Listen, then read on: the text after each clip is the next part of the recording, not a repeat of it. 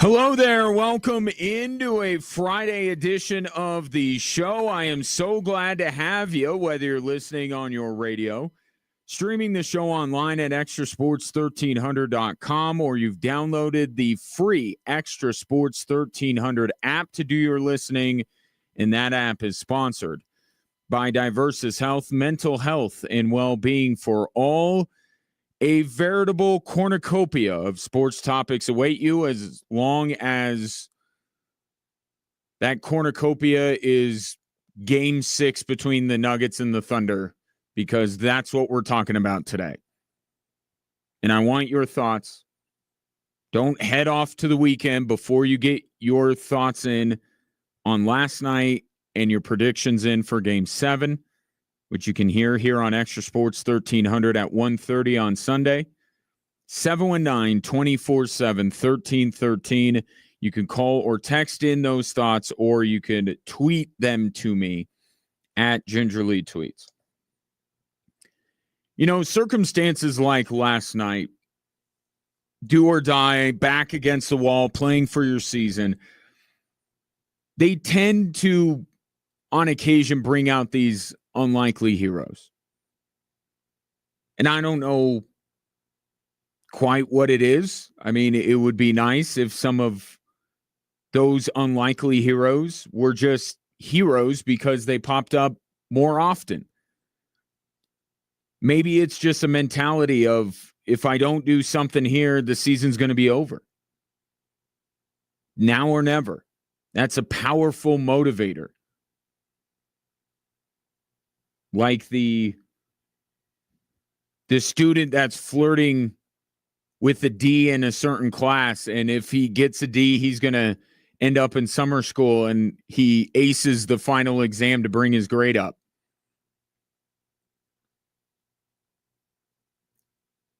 Whatever it is, Julian Strawther was that guy last night. 15 points in 20 minutes. But really, it was a 90-second stretch last night in which Julian Strawther was the star. He hits the three to put them up 83-80. 2 possessions later, he hits another one. They're up 8. Then the alley-oop with 5 seconds left to punctuate the quarter, really where they flipped the game. That was the moment that the Denver Nuggets ultimately won that basketball game, and Julian Strawther was the catalyst for it.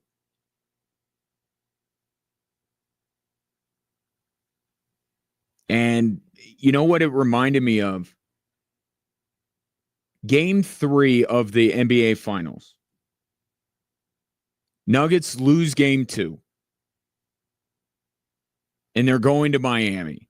And that was the first and really only time in that series where you had any level of trepidation regarding the Denver Nuggets, right? Because you lose game 2 at home. Now, all of a sudden, Miami takes home court. And in that game 3, a young player, a bench player that had done very little, to be honest, leading up to that game. In fact, he was scoreless in the entire Western Conference Finals. Did not score a point in game 1 of the NBA Finals. But Christian Braun, in game 3, scores 15 points as the Denver Nuggets win that game and ultimately go on to win the series. That was the moment where I think Nuggets fans looked at Christian Braun and said, they may have something in this guy. Like before, he was kind of a fun story, this white guy from Kansas, and, he tries really hard. The effort is always there, and that is going to endear himself to fans, but he never produced. And it was a rookie, so it's not like he had a ton of opportunities, but in the playoffs, he really hadn't done a whole heck of a lot. And then he pops up with 15, and people are like, oh, Nuggets might have something in this guy. And it turns out that they did. That game last night could be a similar moment for Julian Strawther.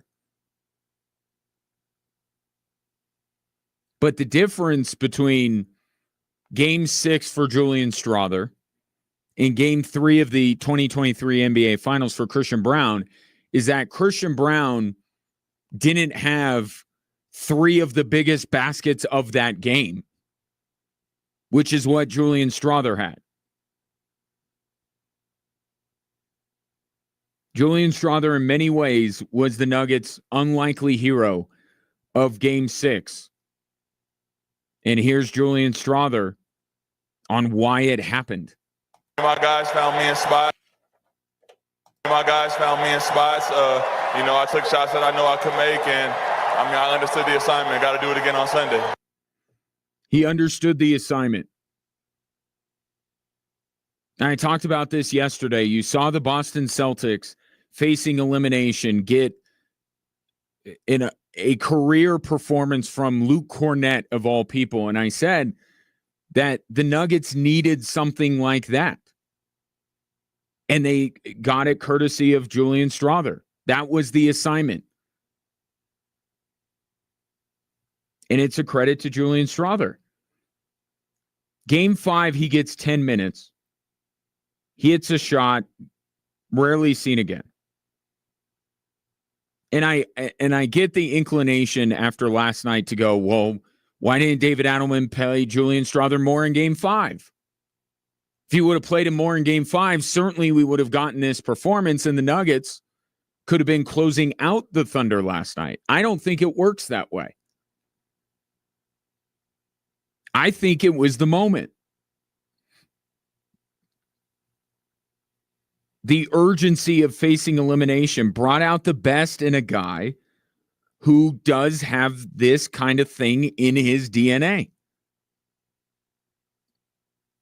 You recall the Sweet 16 against UCLA.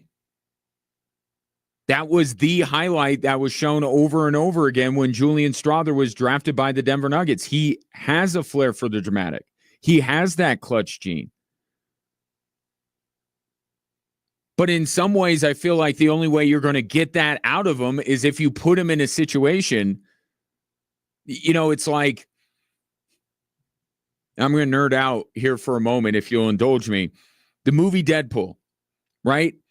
How do they have a bunch of people come in and they claim they're going to turn them into superheroes, and they do the same with Ryan Reynolds. And what they do to try and force his mutant gene to take over is to put him under a tremendous amount of stress. Like, they basically torture the guy.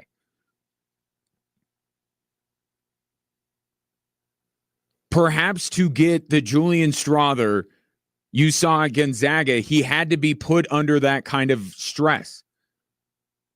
The feeling that if he didn't step up and contribute, the Nuggets season could be over. A season they don't want to end. So I don't think that simply by playing Julian Strawther more minutes in Game 5, we were going to get that kind of a performance. I think that's what makes last night so special, is the moment that Julian Strawther delivered in. And I think there's another aspect to this, which leads to this perpetual chicken or the egg conversation we have with Michael Malone, Calvin Booth, and these young players. Julian Strawther earned more minutes in Game 6, something he did not do in Game 5. So what did he do to earn those minutes, according to David Adelman? Julian's going to get credit for scoring 15 points. I thought he held water defensively, too. That was a big deal. You want to keep an offensive player out there, but they have to be able to handle their own on the other end, and he did. We didn't have to change schematically, defensively, because he sat down, moved his feet, and guarded. He earned those extra minutes because he showed the ability to not any benefit that he would give the Denver Nuggets with his shot making, he could counteract immediately on the other end of the floor, because you knew that the Thunder with Julian Strawther in were going to attack him. That's what good teams do. Find the weakest defender. Find the young defender. Go at him. And in those moments, David Adelman saw that Julian Strawther held his ground. And that was the question about Strawther coming out of Gonzaga. He was almost the reverse of Peyton Watson, right? The question about Peyton Watson coming out of UCLA was the guy has the tools to be a really good defender at the NBA level. And you've seen that. But could he develop his offensive game at the NBA level? And it was the opposite with Julian Strawther. You thought he had shot-making ability and an offensive game that would translate to the next level, but you didn't know if he could defend. And I'm not saying that Julian Strawther turned into, Bruce Bowen, but you got to show a little bit of it there. You can't be an equal liability on one end of the floor as you are a benefit on the other. And that's what David Adelman saw, was that wasn't the case. So he stuck with him. He brought him back. And the rest of what happened last night happened last night. But like I said, this is it's a credit to David Adelman to go to him, given the stakes. I think there's some credit to Adelman. But I think it's a credit to Strawther. Because David Adelman just one game ago did go to Strawther. He did put him out there. He was willing to play a young player, and he was not rewarded with that decision. Or at least he felt like it was not something that he could stick with. Julian Strawther gets the credit for holding up his end of the bargain on the defensive end and doing above and beyond on the offensive end. And this is the chicken or the egg debate when it comes to the Calvin Booth, Michael Malone drama.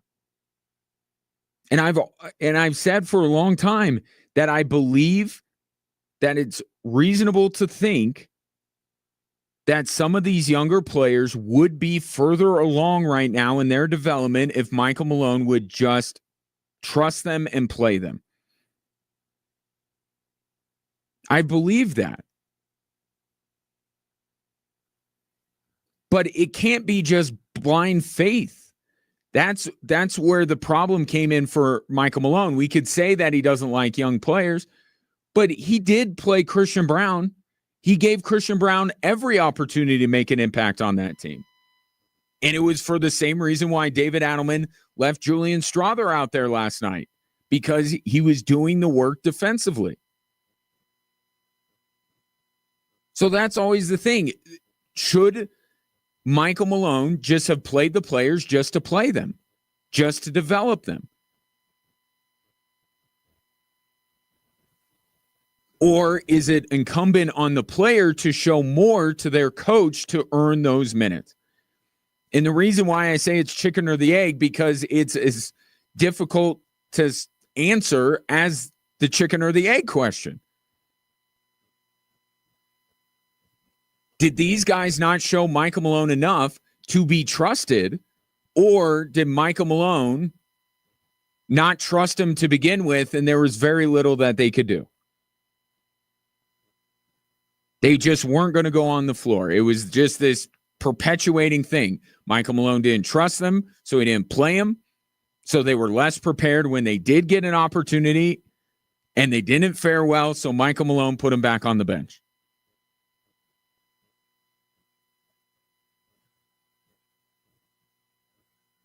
David Adelman last night told you the same thing. Like, maybe he is more amenable to playing these younger guys. Maybe he sees more in them than Michael Malone did. But he wasn't going to just throw the young guys out there just to do it. And think about this. 2 games ago, the conversation was how this roster is it's so funny to me how we go, and it's just the way this series has gone. Every other night, it's Malone's fault, it's Booth's fault, it's Malone's fault, it's Booth's fault. Just a couple of days ago, it was Nikola Jokic is the only good player on this entire roster, and Calvin Booth completely failed him. I saw the tweets just like you did. What? And now this roster is great, and Calvin Booth has been vindicated, and Michael Malone deserved to be fired? Like, I hope it doesn't flip back after Sunday, but it has every potential to.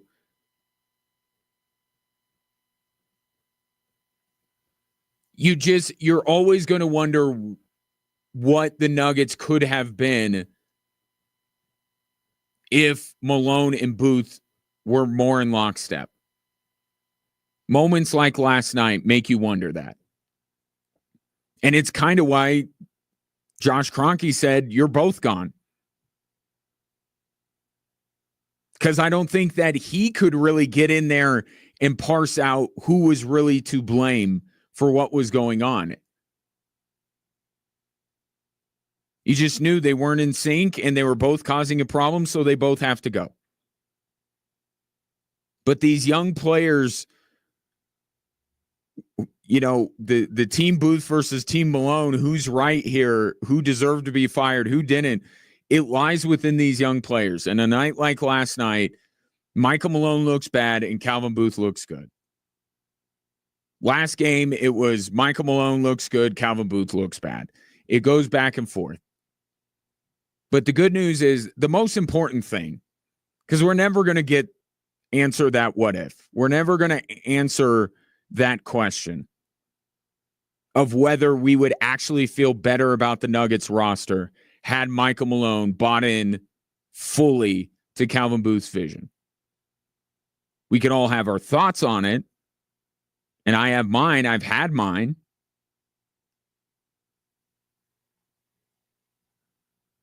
But we'll never know for sure. But the important thing is, last night, the Denver Nuggets needed an unlikely hero.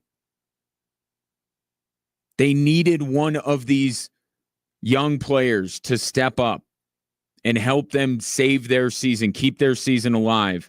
And Julian Strawther did it. And he proved himself worthy of inclusion in that game. And now I would expect him to be one of the first guys off the bench in Game 7. He's earned that. Will he stay out there? Will he be worthy of staying on the floor? That remains to be seen. And longer term, is this kind of a watershed moment where you go, maybe they have something in Julian Strawther? Maybe there's a chance now for Julian Strawther to join the rotation here. And maybe the Nuggets could be a little bit deeper next year.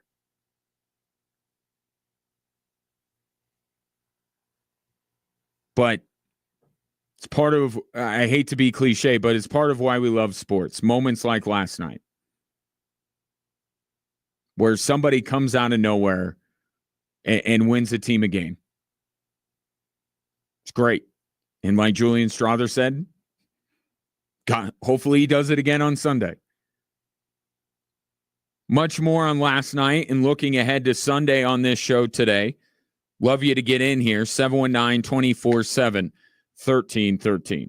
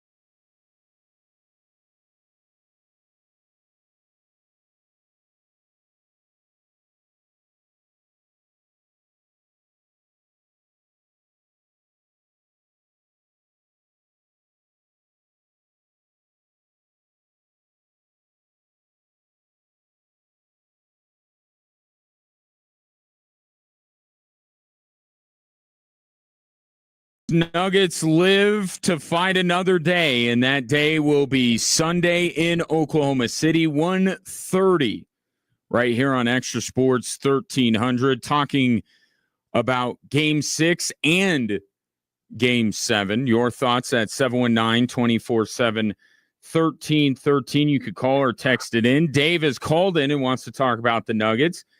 Dave, fire away. Glad to have you. Thanks for always taking my call, my man. I definitely learn a lot. Hey, and looking back, we were both right. This is going to 7 games. I'm still staying with the Nuggets. Number one point. Secondly, I was wondering for this Sunday, I'm going to cancel my tea time to stay tuned. But I think the pressure is on OKC. I haven't heard you speak on that yet, but that's my firm belief. And a third point is we've talked about Adelman before. Are you a little bit more sold than you were before, Ryan? Yeah, and I am, and I talked about this actually a lot yesterday, coincidentally, because I was thinking about this, and I don't know, I'll ask you this question, Dave, on the end of this.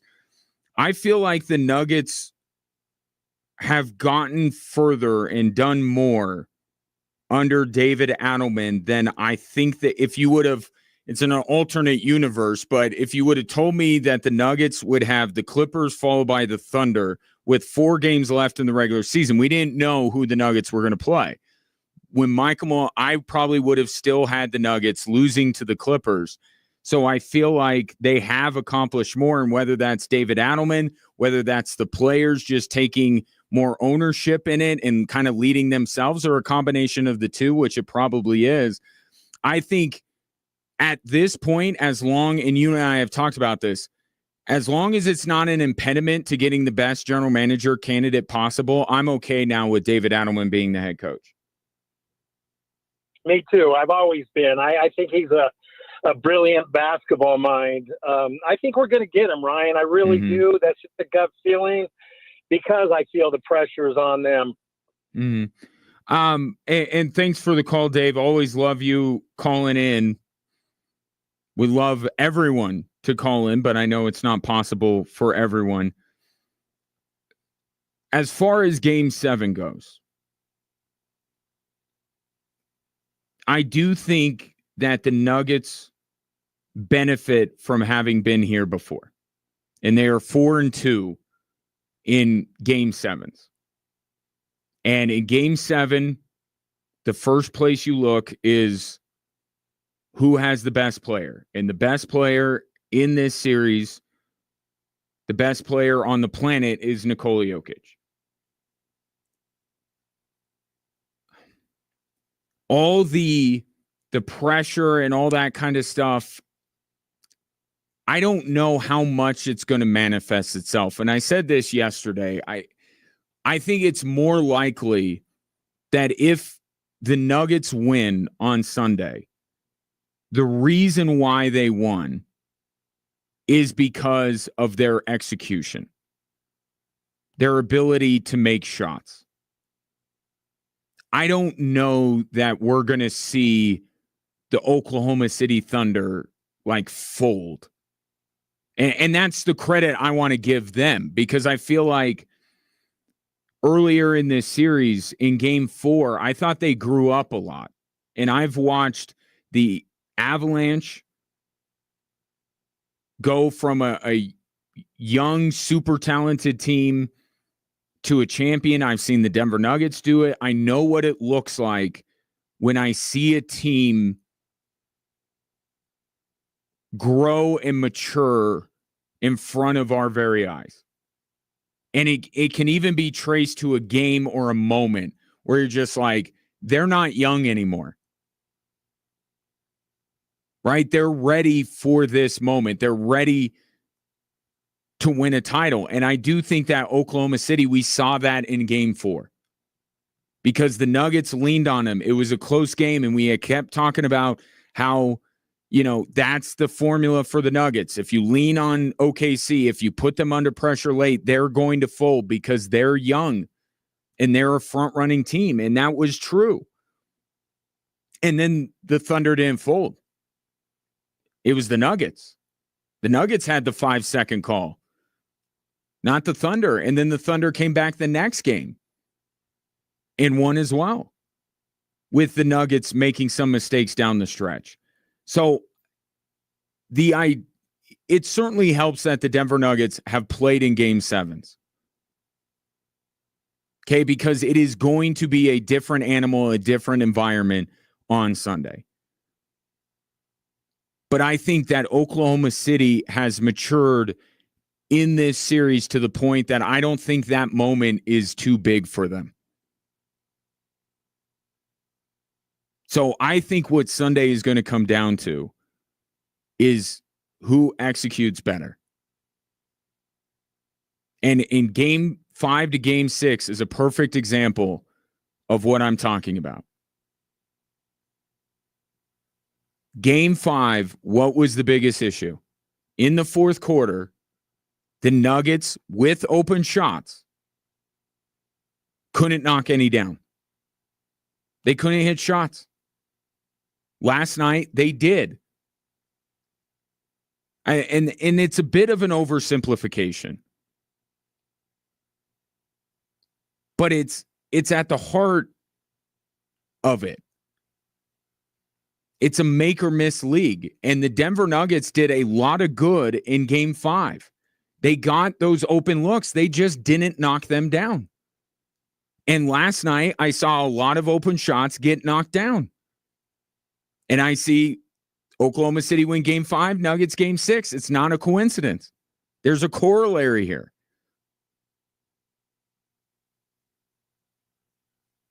Thank you for the call, Dave. And that actually transitions me to what I want to talk about next, which is Jamal Murray. So Julian Strawther in many ways was the big story last night because he was the surprise. It's not a surprise that Jamal Murray came through for the Denver Nuggets in an important basketball game because he has done it a lot. But it starts... Everything that the Nuggets do starts with those two. We can't lose sight of it. When Aaron Gordon has a great game, when Christian Brown has a great game, Julian Strawther, or the opposite happens, and a lot of players on the Denver Nuggets don't have good games. Look at what Murray and Jokic are doing. I don't know the exact number, but there are very few games that come to mind where Jokic and Murray are brilliant and the Nuggets lose. There are very few games where Jokic and Murray are brilliant, and there's not a third nugget we're talking about. It all stems from them. Last night, 29, 14, and 8 for Jokic, that last number being the most important. To my point of guys knocking down shots. And now we have our Jamal Murray flu game, or whatever it is that he was suffering from. Game 5, plus minus, he was a -5. In a game where he scored more points than he did last night. But he was a -5. He wasn't impacting winning the way he did last night. Last night, he was a plus 28. But he was much more efficient, which leads to winning. He impacted the game in other ways, and his shots, to me, carried weight. I mean, you look at two different, the best of Jamal Murray last night really came in two sequences. Early in the game, he scores or assists on 14 of the Nuggets' first 16 points. He got them out to a great start.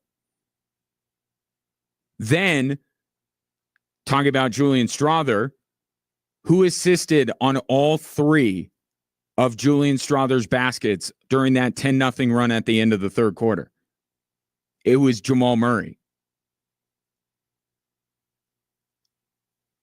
Two crucial, and I thought that the Nuggets had to come out well last night. They had to jump on OKC. They couldn't afford to fall behind yet again. And because of mostly Jamal Murray, they didn't.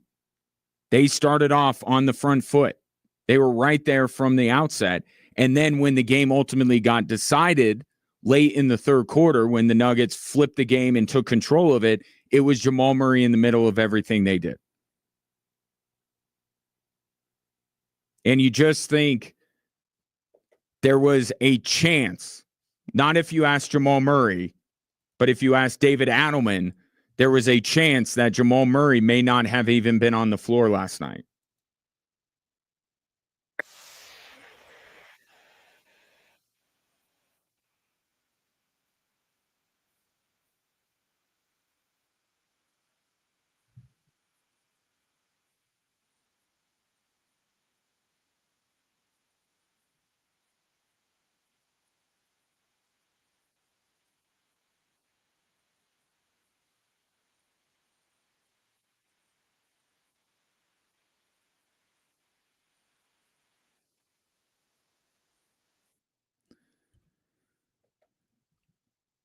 Played the same amount of minutes as he did in game 5, by the way, for the minutes police out there.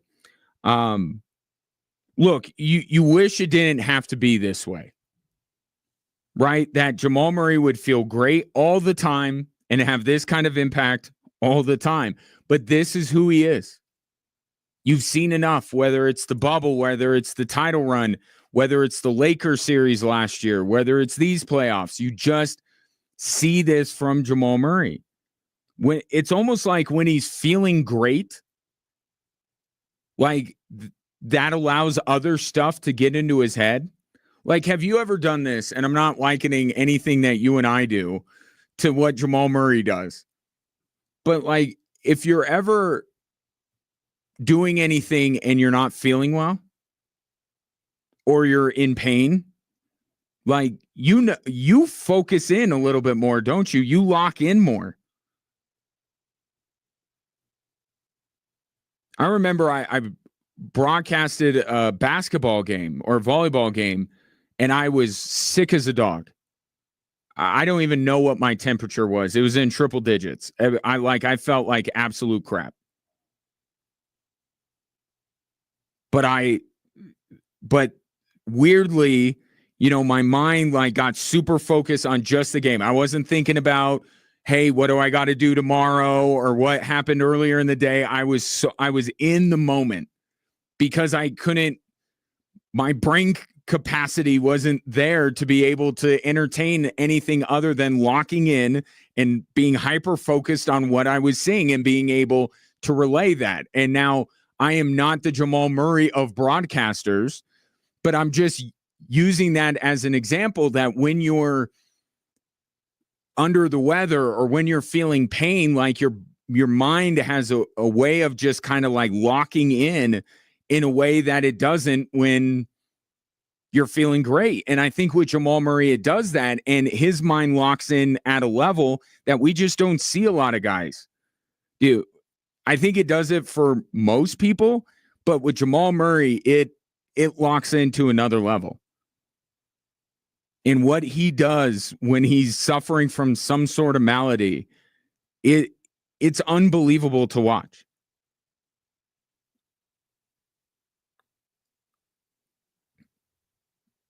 And you throw on top of it too, kind of going back to the Julian Strawther conversation about that moment last night. Perhaps the Julian Strawther we saw last night could not have existed in game 5.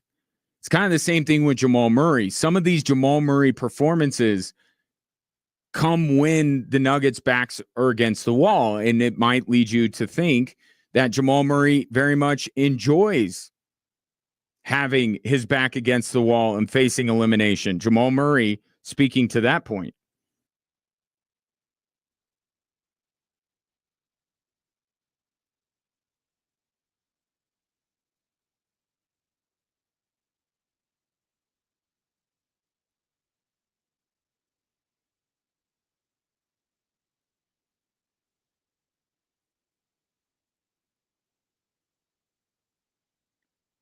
So he doesn't actually enjoy facing elimination. He'd rather be sweeping through everybody. So much of the conversation around this series has been based on depth, right? OKC, they can go 5 deep, 6 deep, 7 deep, 8 deep, and the Nuggets can't do that. And it's a nice thing to have depth. But let's not forget what this league is built on.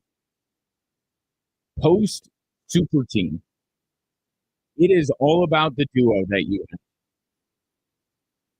If you have the duo, whether it be Tatum and Brown, Murray and Jokic, Luka, Kyrie last year, if you have the duo and they're right and they're playing at a high level, you will go far.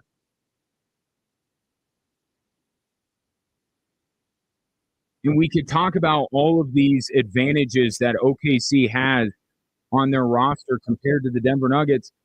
When Murray and Jokic are right, put whatever other Thunder player you want to put with SGA. They don't have a better duo than the Denver Nuggets do. And that's the most important thing. Your star duo. Is it better than your counterpart star duo? And the Nuggets have always had that. They've had the best player, but they've had the best duo as well. And you look at the games in these playoffs where the Denver Nuggets win and when they lose, big correlation between wins and losses is how Murray and Jokic together are performing. If it's just one of them, right, doesn't really work.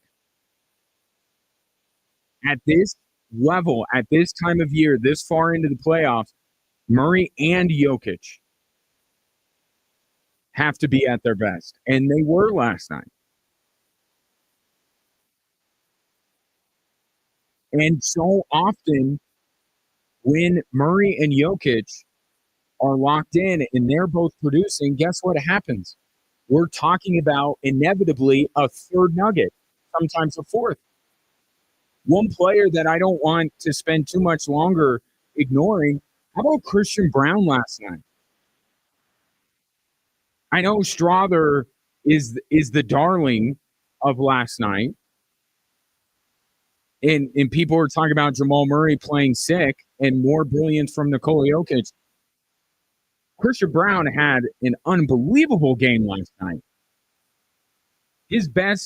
Maybe his best playoff performance ever as a Denver Nugget. 23 points, 11 rebounds, and 5 assists. He was fantastic. And in fact, fun factoid, Jokic, Murray, Brown, first trio to have 25, 5, and 5 in any NBA playoff game. It's never happened. Where 3 teammates got at least 25 points, 5 rebounds, and 5 assists each.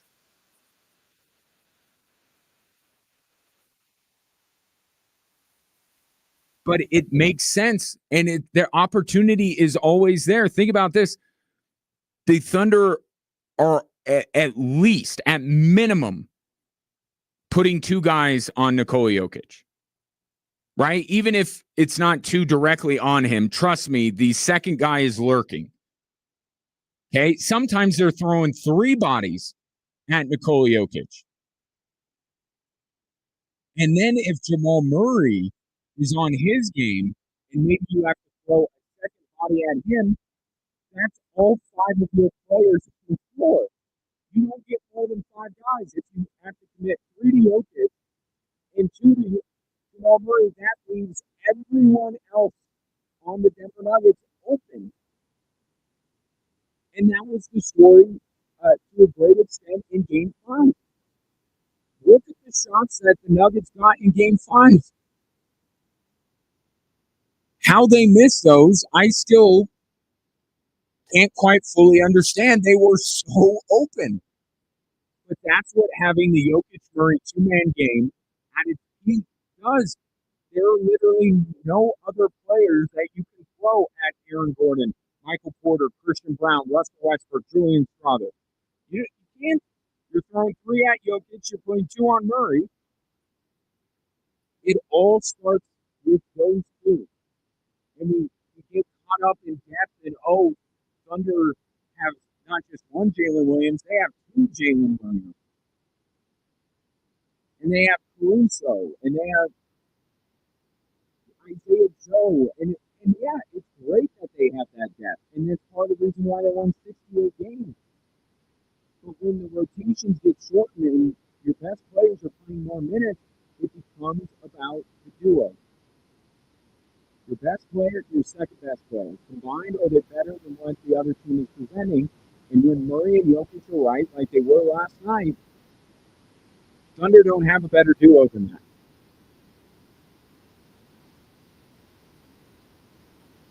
And then all of a sudden, the Nuggets look like they have more depth.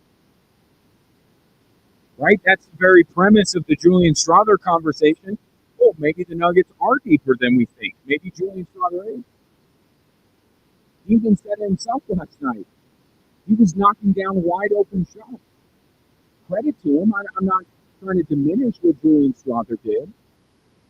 But even he's like, man, playing with these two guys, everyone's leaving me alone. If I could just knock down these shots, I'll be able to contribute. And Christian Brown was doing all night. We've seen Aaron Gordon do it, Michael Porter do it. That's why David Adelman keeps going back to how important it is for Michael Porter to be on the floor. Murray, Jokic bring almost all five players to one side of the court, and they swing it, and Porter, usually a dead-eye three-point shooter, is standing all alone on the other side of the court. So as we continue through here talking about Game 7, it almost needs to be unspoken, but I feel like people lose sight of it, so I have to bring it back up. Jokic and Murray have to both be really good on Sunday. It starts there. The Nuggets have no chance if it's just Jokic, because it was just Jokic in Game 5. And the Nuggets have no chance if it's just Murray. At this stage of the game, it has to be both of them. And watch who else gets to pop up because of all the attention that those two guys want. But another brilliant, back against the wall, under the weather performance from Jamal Murray. Take your thoughts on it. 719-24-7, 13-13. Coming up next, one of the guys that routinely benefits from all the attention Murray and Jokic get is Aaron Gordon. Will he be available for Game 7? That's next.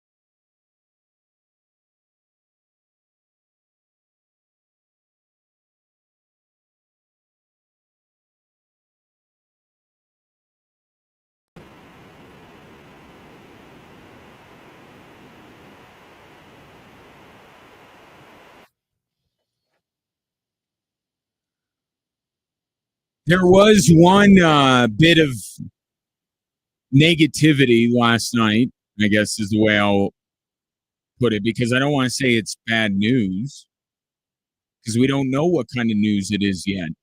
Aaron Gordon appeared to tweak his hamstring last night late in the game. If only the Nuggets could have put the game fully away earlier in the fourth quarter, and then Aaron Gordon wouldn't have to be out there. But alas, OKC did close the 16-point deficit down to 9. But David Adelman did say that his concern level is high with Aaron Gordon, but I feel like that's just because of how important Aaron Gordon is to what they do. I mean, the guy came back in the game, he tweaked his hamstring, then left the game, then came back in the game. So it's clearly not a debilitating injury. And he wasn't icing it or anything in the locker room after the game. He thinks he'll be good to go. I know how these soft tissue injuries work, though. They can flare up, they can linger. So we'll see. Goes without saying that the Nuggets have a much better chance of beating OKC on Sunday if they have Aaron Gordon, and if Aaron Gordon is effective. But it didn't seem like there was a lot of worry from the Denver Nuggets. But the 2 days off is, I think it's important. Not just for Aaron Gordon, but for this team. This is the first time. Remember, they've been, since they beat the Clippers in Game 7, have been playing every other day. And then of the quick turnaround where they played 36 hours after one game to the next. The fact that the Nuggets now get all of today and all of tomorrow to rehabilitate, to rest, to be ready for Game 7, that can't be anything but a good thing. Now, does it make the ultimate difference between them winning and losing on Sunday? No. But if there's a team out of these two that could really use an extra day off, it's Denver. Right? They're the older team. They're not the deeper of the two teams, so their guys are playing more minutes.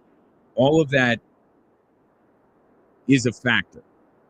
And I think the best news out of this, or the best part of the fact that they get 2 days to get ready for Game 7, is that except for Aaron Gordon's hamstring, we got to see how that responds on Sunday.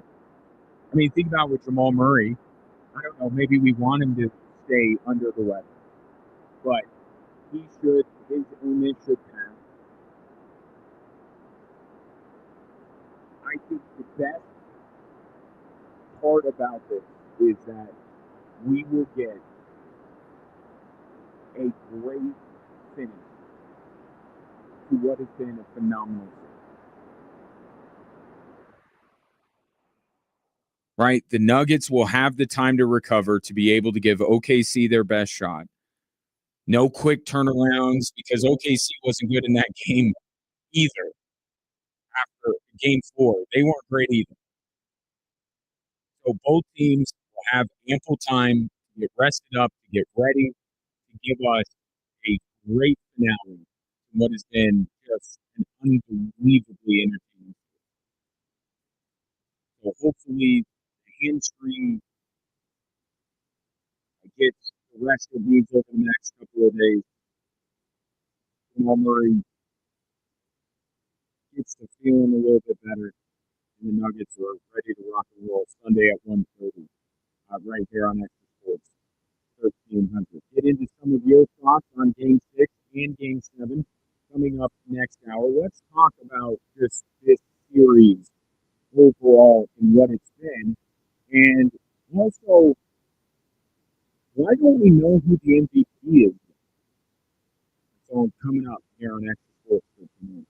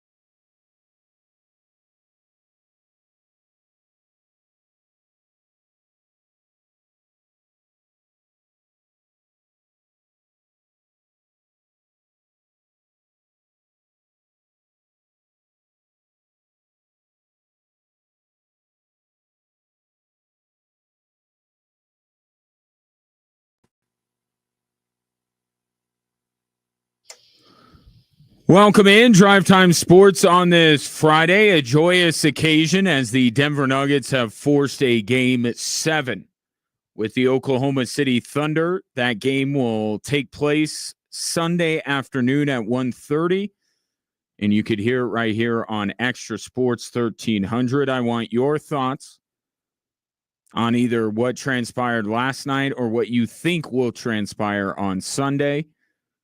The number to call or text in, 719-247-1313, or you could tweet me at Gingerly Tweets. We deserve a Game 7, don't we, in this series? You get kind of so in the weeds in the middle of these series that sometimes, I know this is me, I don't know that I always appreciate what I'm seeing in the moment. And sometimes, social media can be not a great place, but sometimes for the perspective to see other people outside of our area that aren't necessarily in the weeds the way that you and I are, and are living on every shot, every game of this series, appreciate how great this series has been. And you could tell, that you're watching a great series. It's been back and forth. There have been, Lou Dort with his 3 threes, came up huge for the Thunder, and Julian Strawther last night for the Denver Nuggets.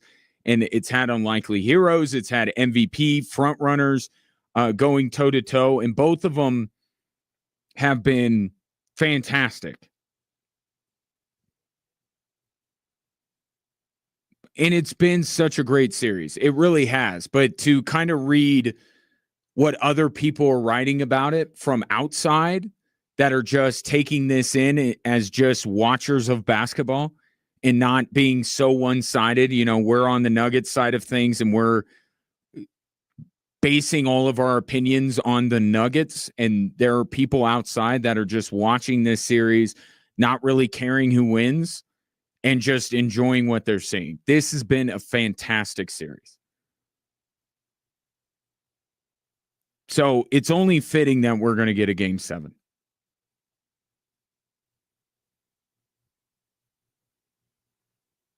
But even the fact, and this kind of goes back to what I was talking about yesterday with the question of whether the Nuggets would be here had they not made the coaching change. I think the coaching change has made this series better. And I'm not saying because David Adelman's the coach and not Michael Malone, but just the circumstances. I mean, think about it. The Denver Nuggets, we can't lose sight of the fact that the Denver Nuggets, whether they needed to do this or not, they did something that's only happened one other time in the history of basketball for a coach to be fired with 3 games left. And that Cavaliers team with Hubie Brown was not getting ready for the playoffs and was not getting ready for a playoff run that they were expected to do well in. The Denver Nuggets are still in this championship window. They have high expectations, the highest of expectations. And they get thrown this curveball at the last minute that, hey, your coach is gone. To be able to, whether you want to give credit to the players or David Adelman, the fact that they've responded in this way,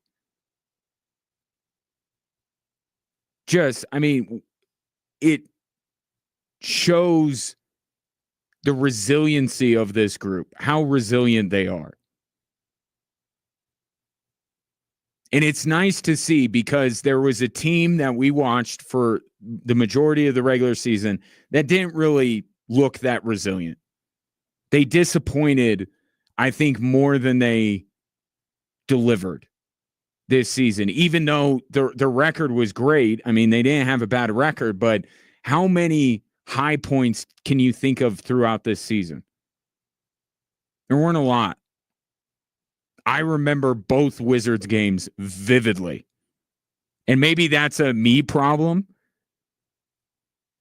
But I'm looking at this playoff run and just thinking Jokic's brilliance, Jamal Murray against the Clippers when he had a bubble Jamal game, Julian Strawther last night, the game Christian Brown had last night, Aaron Gordon. I mean, they are, if you're an Oklahoma City fan, I get it. But if you are looking for a team to root for on Sunday, how could it not be the Denver Nuggets?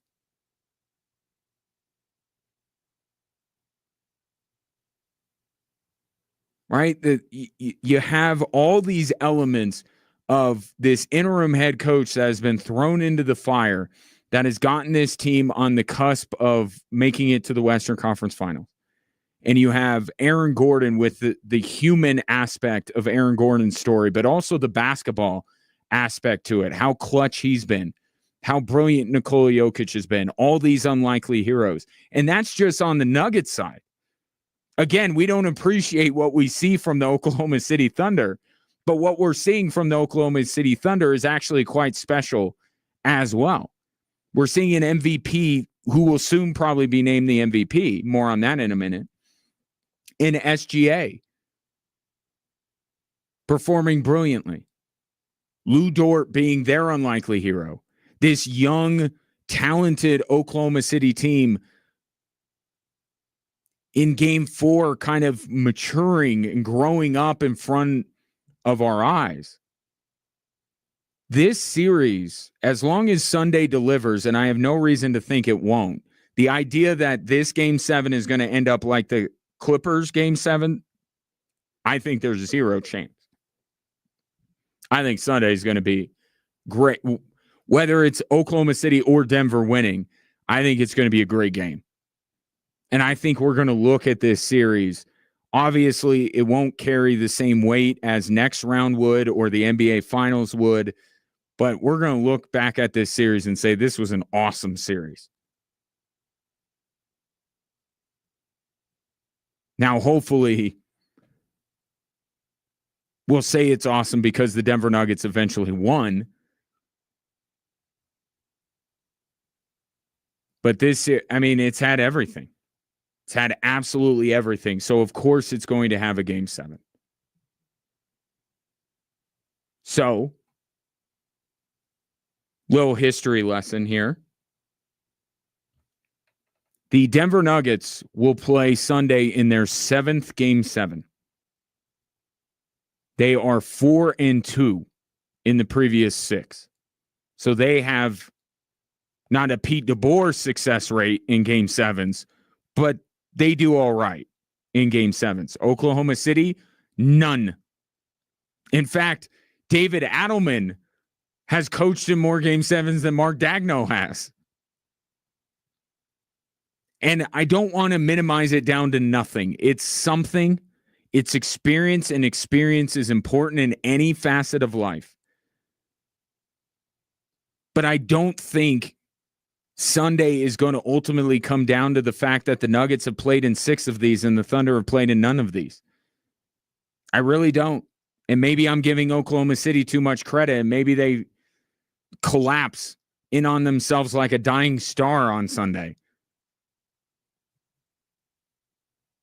But I think the Thunder are ready for this.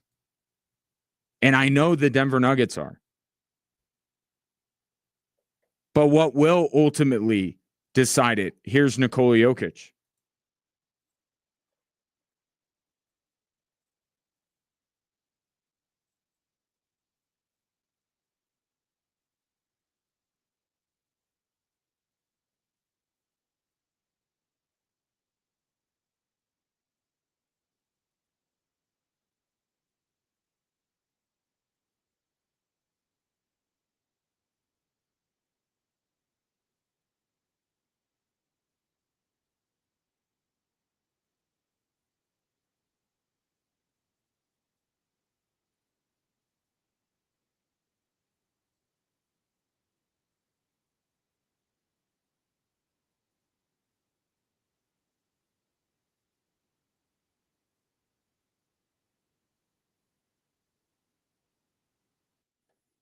the details, the little things will ultimately decide who wins on Sunday.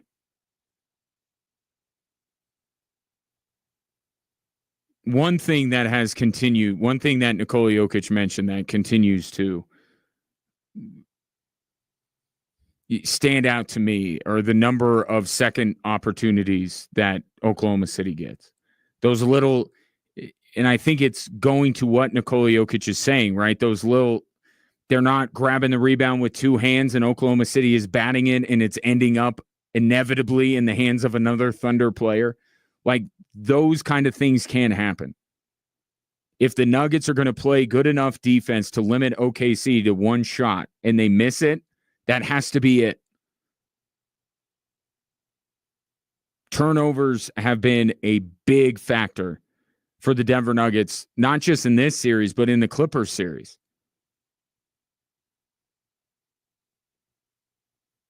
So it's fun to talk about, experience and being there before and being battle tested and all this kind of stuff. We love it. But ultimately what it's going to come down to is who executes better. And Game 5 to Game 6 is a perfect example of how badly the Nuggets can do that and how well they can do that. They did a lot right in Game 5. Shots didn't go down. I think you can say, even though Oklahoma City won Game 5, I think you could say that the Nuggets overall have been the better team for the last two games. I think that actually might matter more than the fact that the Nuggets have played in 6 Game 7s. That it looks like right now they are outplaying the Oklahoma City Thunder.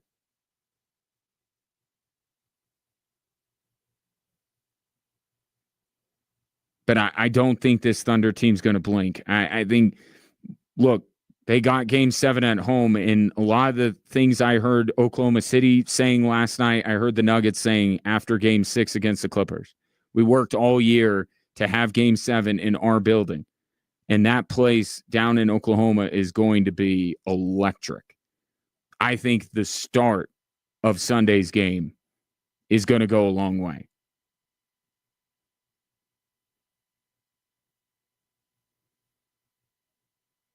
We don't have to worry about any desperation disparity, right? The Nuggets are now just as desperate as Oklahoma City.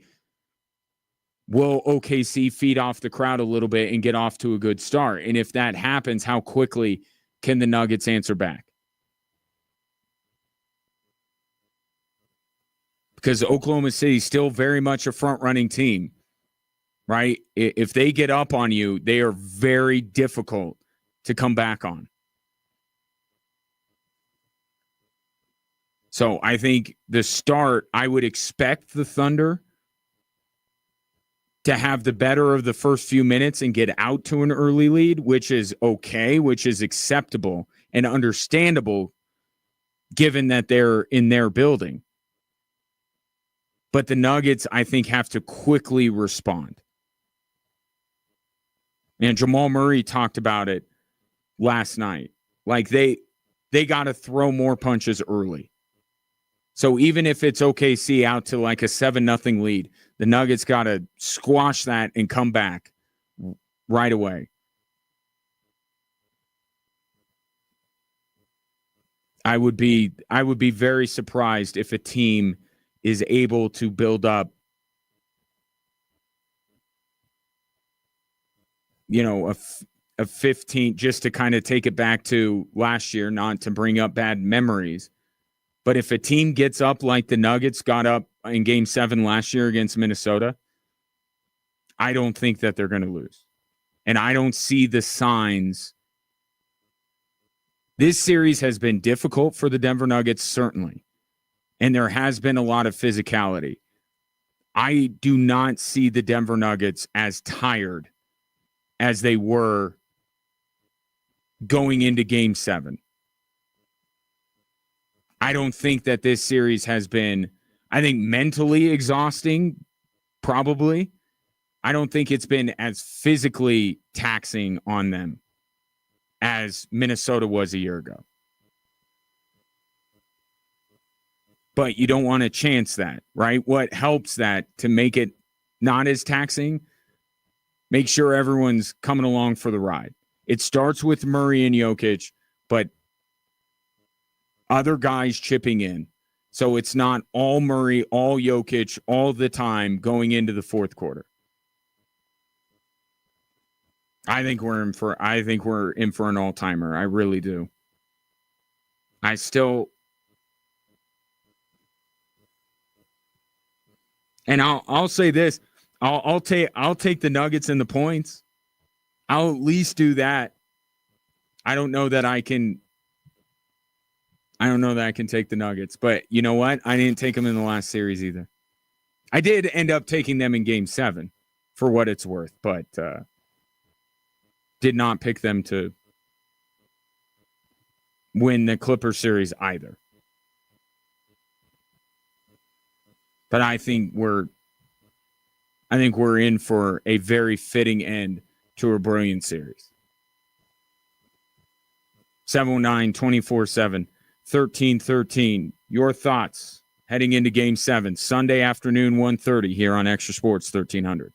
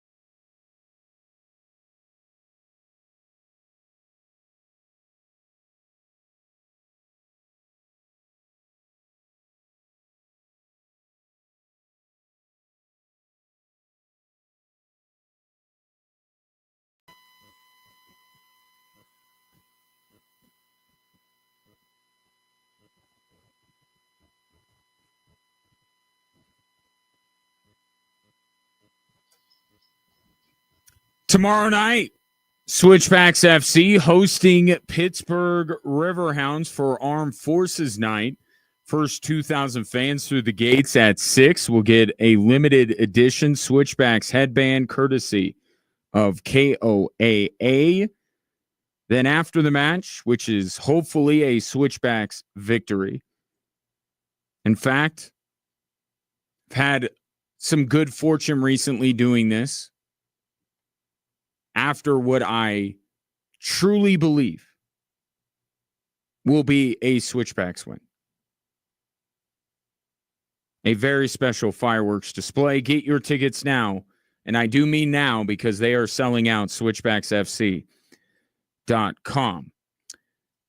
Yes, my mother always told me that as long as I just kept running my mouth and never stopped talking, eventually something would be said by me that I would get right. Something would be right that I said. And from the 303, kudos, you nailed it, Julian Strawther. I said, who's going to be the Nuggets' Luke Cornett? Who's going to be that unlikely hero? And I said, how about Julian Strawther? And it was. Again, message to all the kids out there. Just keep talking. Don't stop talking. Eventually, you'll get something right. Let's go to some of your other texts here. From the 719, this is Steve. Nice win for the Nugs. If they pull off Game 7, it won't get any easier. I was having this conversation with somebody earlier today. Like, why are we doing this? Like, I know Minnesota's waiting on the other side of this series. I know that. We all know that. Let us be in the moment. Let us be present and not think about what's on the horizon. But I'm going to ask this question on Monday if the Nuggets win. But if they don't, I would like to get your thoughts now. Knowing that if the Denver Nuggets win on Sunday, they will play Minnesota. We've talked about how difficult of a matchup this is for them. And we thought we were heading towards seeing Minnesota-Denver in round 1. And I gave my thoughts late in the season, as you did, about whether the Denver Nuggets could beat Minnesota. Given what you have seen from the Denver Nuggets over these last 13 games, 3 games to close out the regular season, 7 games against the Clippers, now 6 games against the Oklahoma City Thunder. Do you feel differently? Would you feel differently about a Nuggets-Wolves series than you might have a month ago? My answer to that would be no. Not that I would feel differently about who wins the series, but I do feel differently about this Nuggets team than I did going into the playoffs. And that was my point yesterday, where you could give credit to David Adelman, you could give credit to the Nuggets players themselves, but clearly this coaching change has worked. It's worked. You can't argue that it hasn't worked, because I think that the Nuggets have done more and shown more in these 16 games since they fired Michael Malone than I thought that they would show if Michael Malone were still the head coach. The way they were going, I did not see the Nuggets getting to a Game 7 against Oklahoma City. I didn't even see them getting to Oklahoma City, let alone pushing the NBA's best team, with all due respect to the Boston Celtics, to Game 7. They have shown me more than I thought I was going to get out of this team. And I think there's a level of vindication for Josh Kroenke that ultimately, even though he admitted he made the change too late in his mind, he should have made it earlier. He made the right call. What we have seen would not have been possible otherwise. And I'll leave it up to you to give credit. I do give David Adelman some credit, but I do give the players a lot of credit too. I feel differently about this Denver Nuggets team than I did the last time we had the conversation about whether they could beat the Minnesota Timberwolves in a 7-game series. I don't think that it would make me change my mind on who would win that series. But I hope I get the chance. I hope I get the chance to tell you who I think is going to win the Western Conference Finals between the Denver Nuggets and the Minnesota Timberwolves. So I'll ask it today because we may not get to talk about it on Monday. Do you feel differently about that potential matchup than you did before the coaching change, before the playoffs started? 719-247-1313. Dave says, I forgot to ask, do you have an MVP vote? Keep up the good work, brother. Well, thank you for that. No, I do not have an MVP vote. I don't have the only voting power I have in the world of sport is Mountain West preseason polls in basketball. Now, I don't know if you have to campaign for such things. I don't know all the criteria to become a voter for certain things. I didn't even campaign or necessarily ask to vote in the Mount West poll. I enjoy doing it. And I want to still vote. If anybody from the Mount West office is listening, thank you for including me and continue to include me. Include me in more teams, more sports. I want to vote on football. Can I vote on football? I'll vote on anything. I'll put in the work. I promise. But no, I don't have an NBA MVP vote. I would very much like one.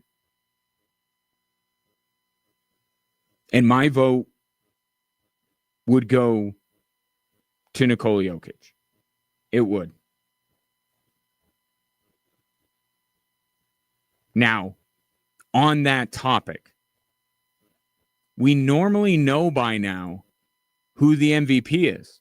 Have you noticed this? People are starting to catch on that by now we should know who the MVP is. Why don't we?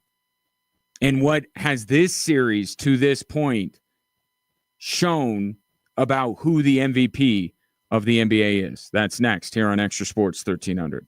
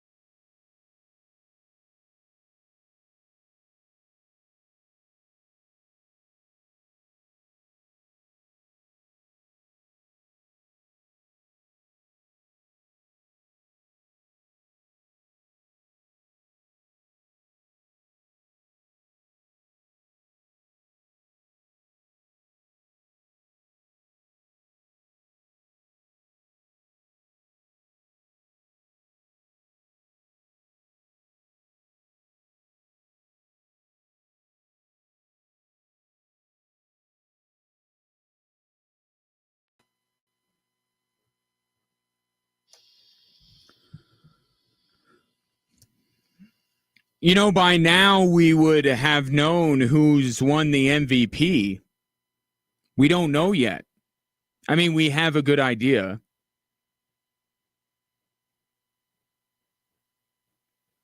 But no official announcement yet. Why could that be? Well, let me take you back in time. And there was a year where David Robinson and Hakeem Olajuwon were the two front runners for the MVP.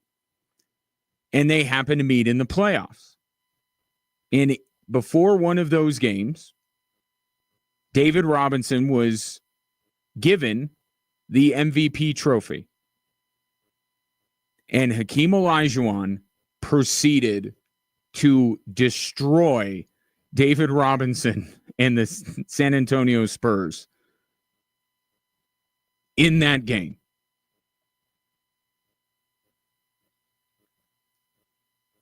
Reason why I think the NBA has not announced their MVP yet is because they don't want to give either player or either team more motivation. They want to take that out of it. That would be them interfering. They don't want to interfere.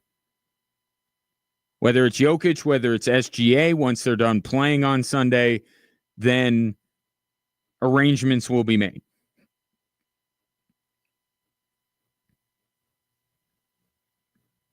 And I have to say that it's probably a good policy.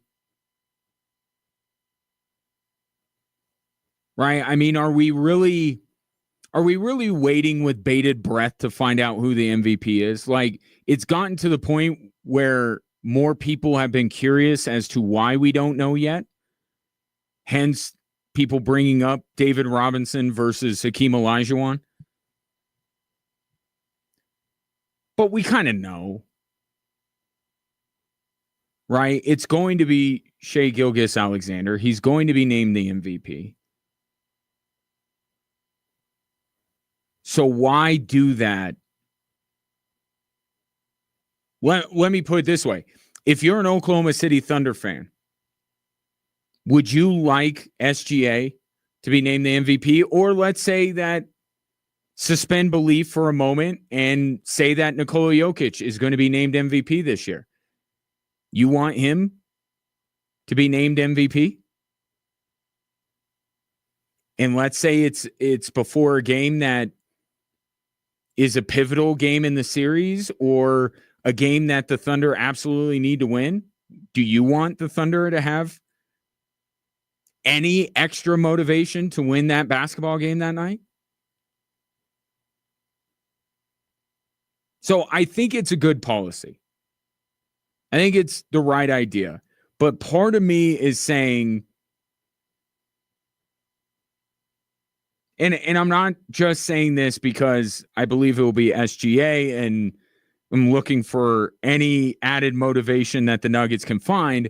I'm just saying to add that to the mix for Sunday would be phenomenal. And I could say that regardless. Like, we've gotten to a game 7. If this was game 5 or game 4 or whatever, then okay. Maybe it's a little bit different. This is game 7. Like, let's just throw as much stuff into this as we can to make it epic. I've seen people suggest as much as allow the winner of game 7 to claim the MVP. What happened to this being a regular season award?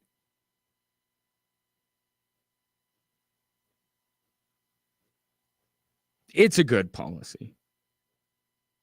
It's a good policy. Wait. Nobody is waiting on pins and needles. Shai and Jokic are far more invested in trying to win this series than they are to find out if they won MVP. Just wait. It's fine. But wouldn't that be amazing?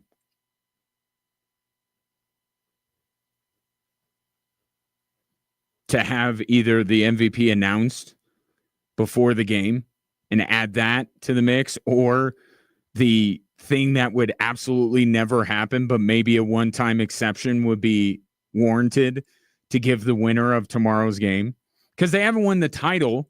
They still got to go through Minnesota, and then they got to go through. Do we think it'll be the Knicks? Where are we at with the East? We'll talk about that later.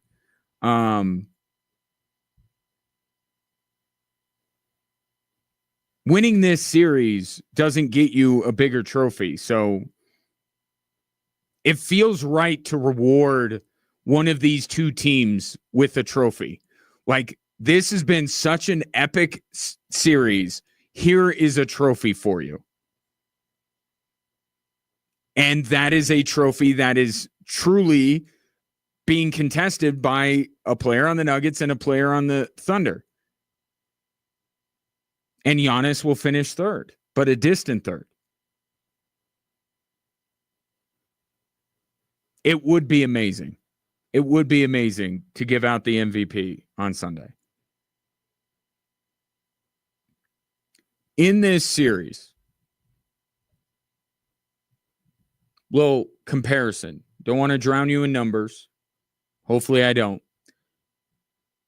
Nikola Jokic, 26 points, 14 rebounds, 9 assists per game. Shea, 31 points, 5 assists, or 5 rebounds and 7 assists per game. So let's do some quick math. Not that it works this way, but let's just do it anyway. Shea's +5 in points. Jokic is +8. That gives him a net of +3.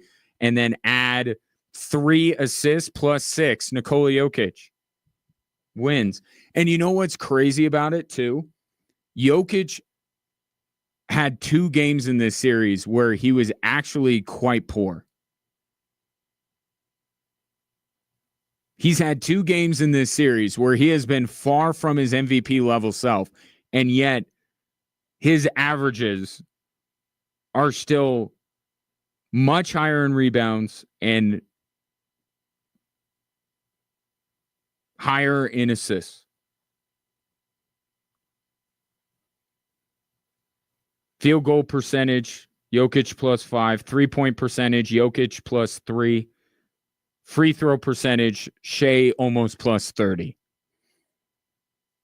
So right there, that all adds it up. Jokic is even averaging 0.2 steals more per game than Shea does. And that's a big pillar of Shea's MVP candidacy, the steals, the defense.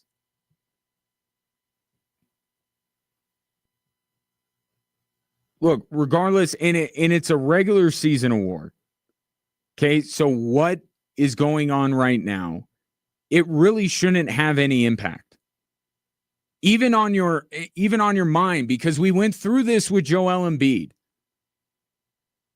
Right when Joel Embiid won, some people said you can't give the MVP to Jokic when hasn't won a title. You can't give him this many MVPs when he hasn't won a title. And then he went out and laid waste to every team he went up against in that 2023 playoffs. And then they came back the next year and said, we messed up. It doesn't work like that. It shouldn't work like that. If you voted for Shea, then stand on it. You knew this was a possibility. We went through this 2 years ago. There was a distinct possibility that once the playoffs began, that Jokic was going to play better than Shea. You knew that was going to happen. Don't let it impact. But what it's showing you is it's basically the same argument you make for Jokic in the regular season. The numbers he is putting up are otherworldly, just like during this season when he put up arguably the most impressive offensive year in the history of basketball. His numbers are better on the whole than Shea's. And you only need to watch, and that's what has made this series so great, is that you do have this side-to-side comparison. You do get to watch how both of these teams operate with these MVP caliber players, and they are both absolutely deserving of the award. But you watch this series, And you look, and I have numerous examples, right? But the most recent one, Game 5, it was Jokic by himself. Game 1, for large stretches of that game, it was Jokic by himself. And it was one win, one loss. But you can see it. You see one of the main arguments to make Nikola Jokic the MVP. And it's probably the most difficult one to get around.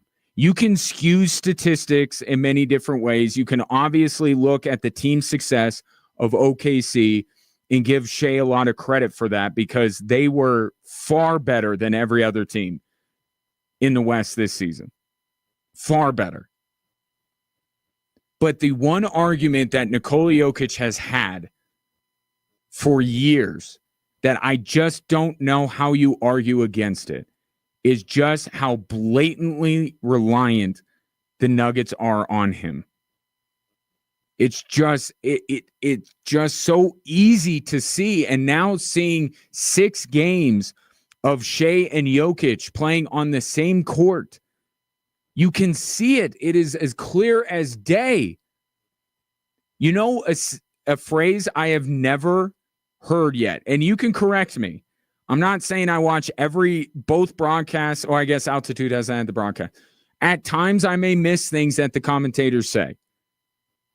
Correct me if I'm wrong. Has the phrase non-Shea minutes been uttered at all through 6 games? I mean, ever. Do they even point to the fact that Shea's on the bench? There have been 2 separate occasions during this series where I was surprised to see that Shea was sitting on the bench. I didn't realize he had gone to the bench. The argument that is just, you just have to find a different way around it. You can't, if you're going to argue stats, you can go head to head and trade stats back and forth. If you're going to talk about team success, you can definitely make a stronger case for Shea. Although the Nuggets weren't bad by any stretch of the imagination.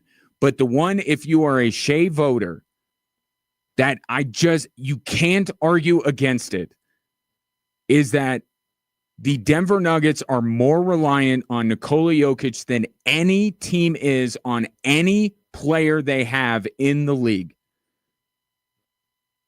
Part of the reason why at times I have been surprised to see Shea on the bench, and this is not a criticism of Shea at all, because I certainly do notice plenty of times when he's on the court, he has made a huge impact.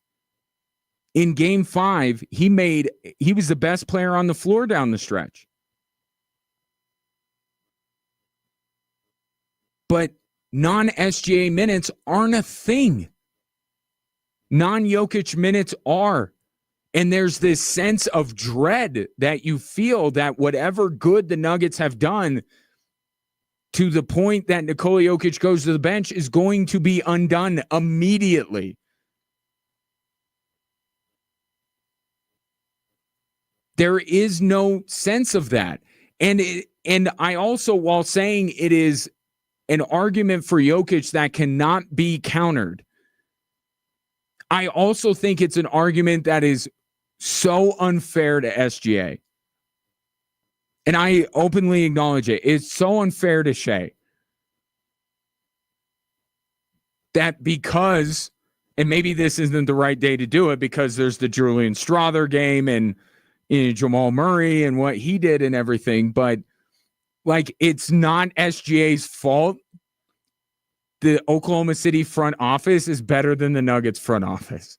Like, that's not his fault. It really shouldn't be an argument against him. And I try not to phrase it that way. I try to phrase it as pro Jokic. That is a pro Jokic take, that no one in the league is more responsible and bears more of the burden of their team's success than Nikola Jokic. But I hate to tear down SGA because sucks to be him. He's on a great basketball team.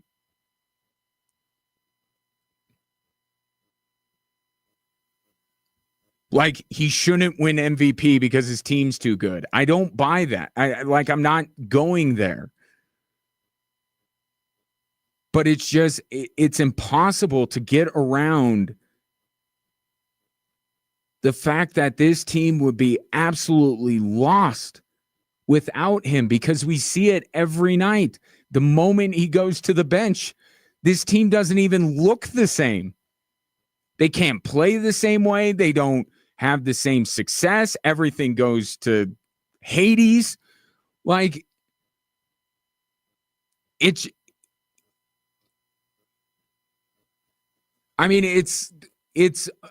right up there with the argument that used to be made for Michael Jordan, which was simply, it's Jordan. Who's your MVP? Jordan. Why? Because it's Jordan. It's kind of the same. It's getting to be the same thing with Nikola Jokic. Like, he has had this argument on his side for 5 years now, that we can tell that this team is flawed. And we can tell that a lot of the good that comes from some of the players not named Nikola Jokic is directly correlated to things that Nikola Jokic does. Oklahoma City Thunder routinely have put 3 players on him. And yet, in many ways, he's outperformed Shai Gilgeous-Alexander. It is not a crime against humanity if Shai Gilgeous-Alexander wins the MVP. But Nikola Jokic continues to have an argument that a voter for Shai just cannot counter. And you have seen it for 6 games now. So if you are a Jokic voter, you feel incredibly vindicated by what you've seen. Jokic overall has been the better player than SGA has, and you see how much the Denver Nuggets need him. And if you're a Shai voter, just know that it's a regular season award, and what is going on right now does not impact who the MVP is. You cast your vote based on the regular season. Stand by it. I've said this before. The last thing I want to hear is Nick Wright and some of these other people who vote for Shai coming back next year, like when they voted for Embiid and said, I messed up. If you voted for Shai, fine. I think Shai has many arguments in his favor. But stand on it. The worst thing you could do as a voter is at the first opportunity go, I messed up. Like, you've had all this time. You had an 82-game season to take in. It's been Shai and Jokic for a while now. You could have been locked into every Thunder and Nuggets game for the last 2 months because there was no one even close to in the conversation. And you could have really drilled down and did your homework and came up with your vote. So if you did that and you come up with Shai, that's fine. But you have seen in this series, and you may see one more time again on Sunday,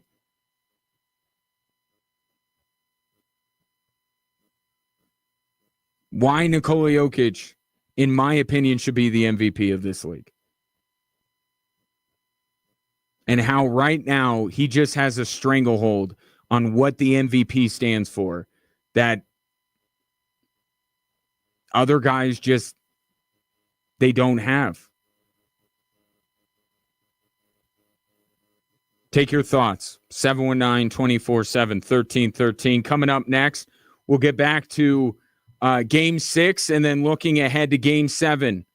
Nuggets live to fight another day by beating the Thunder last night. How'd they do it? That's next here on Extra Sports 1300.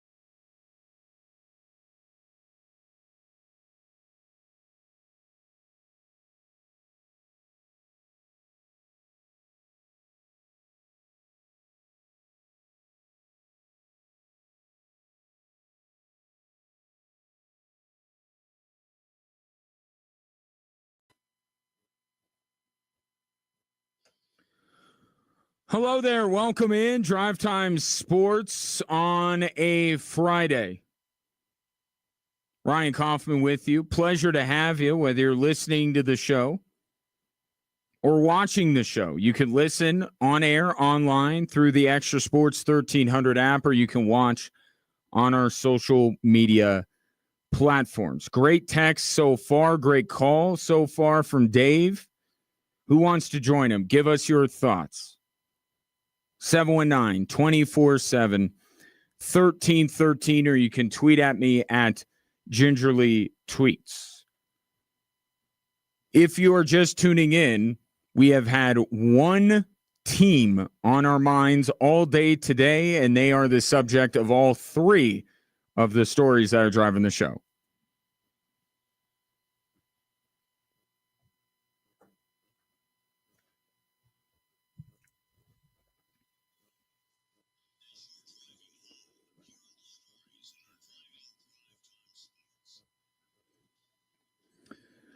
All right, story 1, 2, and 3 all have to do with the Denver Nuggets. Let's start with the Julian Strawther game.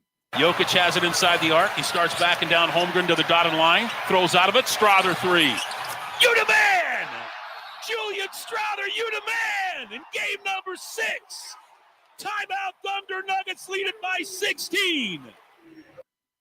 Cause on the call for Altitude Sports Radio, as heard right here on Extra Sports 1300.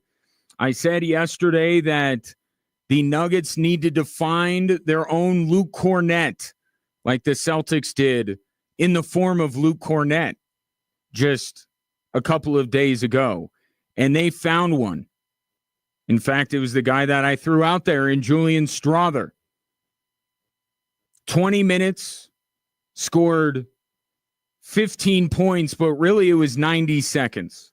The 90-second stretch at the end of the third quarter in which Strawther hit 2 threes to get the Nuggets lead up to 8 and then capped it off with an alley-oop to make it a 10-0 Nuggets run, which put them in the lead for good. Now, this, of course, sparks quite the debate among the factions of the Nuggets fan base that are either pro Michael Malone or pro Calvin Booth. And some of those people were critical of David Adelman for not trusting the bench more. And clearly last night, it just goes to show that Julian Strawther should have been playing this whole time. I would push back against that. Julian Strawther earned the additional minutes he got because David Adelman put him out for 10 minutes in Game 5. And he didn't see what he needed to see to trust Julian Strawther, which was on the defensive end of all places. He didn't need to see Julian Strawther knock down shots. He knocked down one of the 2 shots he took in Game 5. That's not the issue. David Adelman needs to put guys on the floor that aren't going to benefit them on one side and be detriments on the other at an equal level. And David Adelman, after the game, praised Julian Strawther for the work on the defensive end, which got him more minutes. And I don't think that form of Julian Strawther could have existed even with more minutes in Game 5. The thing Julian Strawther is most known for in basketball is the shot he hit in the Sweet 16 a few years ago against UCLA. Being in a win or go home situation may bring out the best in Julian Strawther. Maybe he needed it to be this moment where the team looked at themselves in the mirror and said, if it's not me tonight, we're going to be done. And I give a ton of credit to Julian Strawther for stepping up in that moment or in those moments last night. But I don't think that simply by playing Julian Strawther longer in Game 5 would have yielded this result. I think it was the exact moment, the exact stage that Julian Strawther was on, where he rekindled some of what he had at Gonzaga. And did it to help the Denver Nuggets ultimately take control of a game they had to have, and now we're going to a Game 7. But as much praise as should be heaped on Julian Strawther, we can't forget what the root cause of almost every success of the Denver Nuggets in the playoffs has been, and that is the subject of story number 2. And I kind of was watching the first 6 minutes like, is this real? Can he do it? And I thought he had good energy and good juice. There was a couple times where he really didn't want to go back to get the ball because he was so gassed, having a hard time breathing. But that's Jamal Murray. It's almost like the worse it is, the better off it's going to be. And what a tough-minded man. If Julian Strawther doesn't do what he does, the story today would have been the Jamal Murray flu game. Because he was great last night, despite battling illness. And we've seen it from him so many times that when he is dealing with pain or when he is dealing with illness in this case, his mind just focuses at a level where not many guys do on the task at hand. And he just becomes borderline unstoppable. Think about this by comparison. Game 5, his plus minus was a -5. Scored more points than he did last night in Game 5. He was a -5. Last night, he was a plus 28. Jamal Murray impacted winning at a far greater level than he did in Game 5. And it's not just the shots he took. Talked about Julian Strawther. Who was the assist on all 3 of those shots by Julian Strawther at the end of the third quarter? It was Jamal Murray. David Adelman referring to the start from Jamal Murray, where he either scored or assisted on 14 of the first 16 points the Nuggets scored in that basketball game. We've talked a lot about depth and how many more dudes Oklahoma City has than Denver, and that's not untrue. But in this league, it starts with your star duo, your best 2 players. What can they give you? And we have seen when Jamal Murray and Nikola Jokic are both clicking, both playing at a high level, they're the best duo in the league. And they're the best duo in this series. SGA is a better player than Jamal Murray. Easily, I'll concede that. But the combination of Jamal Murray and Nikola Jokic, when they play like they did last night, is better than SGA plus whatever other Thunder player you want to pair him with. So depth is great. Depth is a strength. Depth can help you, but it starts with your duo, your best 2 guys.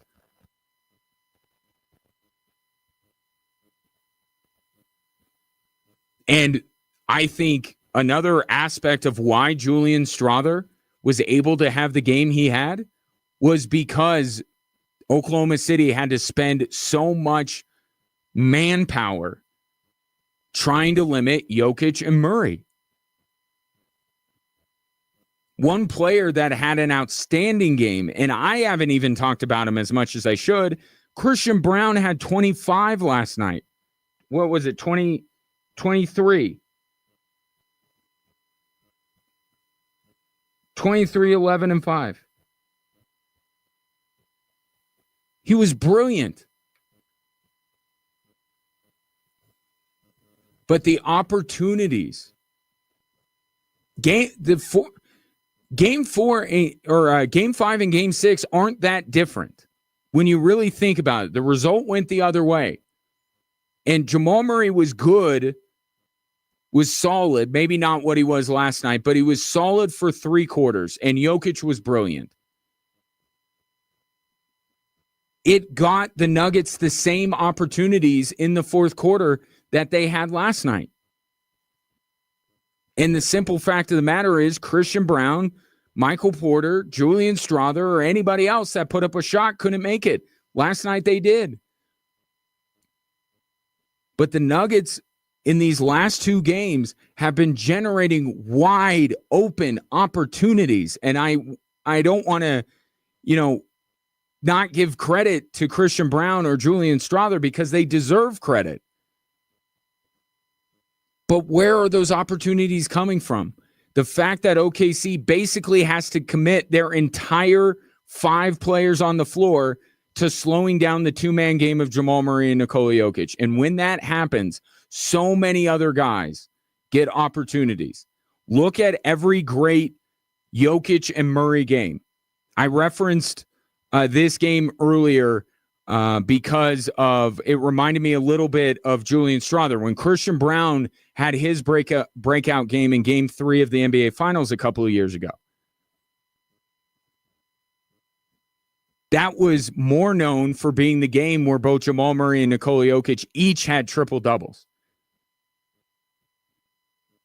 Almost without fail, when Jamal Murray and Nikola Jokic are on top of their game, there is a third nugget that we're talking about that had a terrific performance. Last night, it was 2 other guys. It starts with them. If the 2 of them are right, Oklahoma City cannot cobble together 2 players that are better than those 2. They can find one guy, they can't find 2. And that goes a long way to winning a game like, for instance, a Game 7, which is the subject of Story 3. What they did this year is incredible. They've earned the home court on Sunday. And on the flip side, we've earned the right to go down there and the opportunity to try to beat them in a Game 7. So this is what it's all about. A team that's done it all year long, a group in there that's hung a banner. I would tune into this game. Don't worry, David Adelman, we will. 1:30 on Sunday, Game 7, a fitting end to what has been an incredible series. Back and forth, unlikely heroes, spectacular performances from some of the game's best players. This series has had everything, and now it will have a Game 7.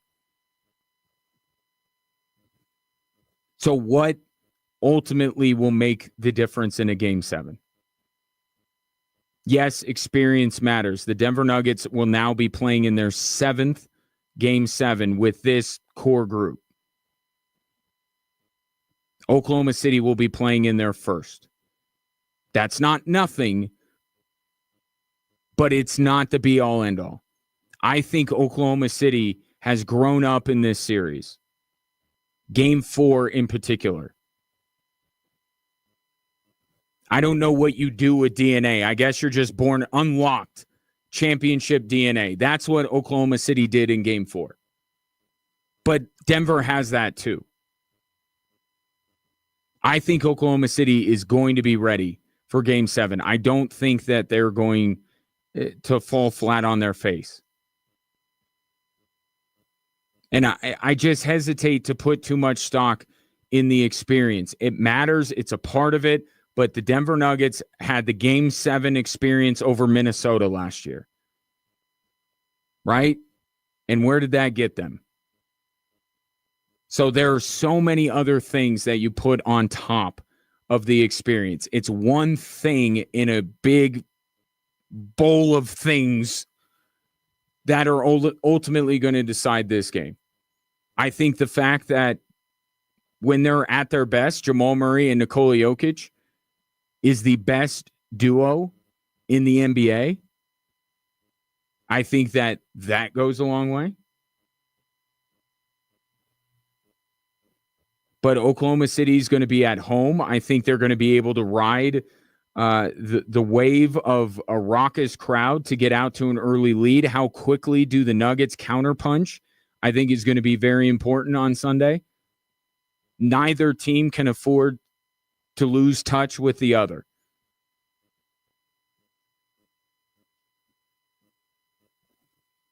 But one thing that I think definitely goes in the Nuggets' favor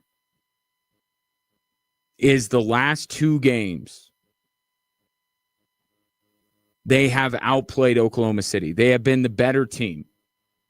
Now, game 7 is its own thing. It's on an island. But the Nuggets clearly are figuring some things out. And I think it starts with the two-man game of Jokic and Murray. I think that's where it's kind of starting. Game 5, again, they weren't able to knock down their open shot opportunities. Last night they were able to. I promise you they're going to have them. If you want me to simplify this, boil this down to one thing, if the Denver Nuggets make open threes, not contested threes, if they make open threes, they're going to win the game. Because they're going to get them. I believe that both Murray and Jokic are going to be on their game on Sunday. And that's going to mean Porter, Brown, Strawther maybe, Gordon. Those guys are going to have great looks to knock down threes. And even a team that we have questioned their three-point shooting for much of this season should be capable of knocking down wide open threes. They're going to get them. Will they knock them down? I think that is the biggest key for Game 7. But turnovers, as Nikola Jokic said last night, the details, offensive rebounds, 50-50 balls, turnovers, all of those things are magnified in a Game 7, and the Nuggets have to be right when it comes to those aspects of the game as well. I think that's what it is. Take the NFL as a guide, right? Every turnover, every sack, every, loss, every incomplete pass, it's all magnified. Every mistake that you make or every great play that you make is magnified. It seems to take on even a bigger impact. And in a one-off game, winner take all, the Nuggets are going to have those things buttoned up. They're going to have to get the better of some of those things if they're going to win on Sunday. Take your thoughts. 719-24-7, 1313. More Nuggets discussion coming up next.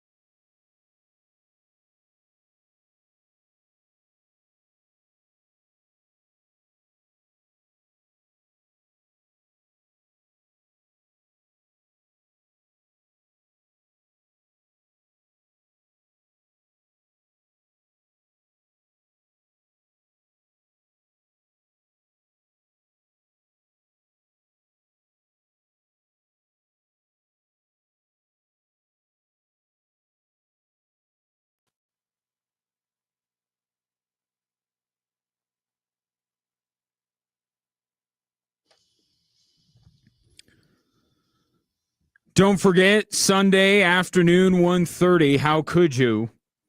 Nuggets and Thunder Game 7. The winner will take on the Minnesota Timberwolves. Tom texts in, do you think this being such a tough game, 7-game series, it will cost the winner in the next round? I don't know why I'm there. Yes. Yeah, I do. Now, cost ultimately the series, I'm not willing. These series are so long. But you have to say it's an advantage for the Minnesota Timberwolves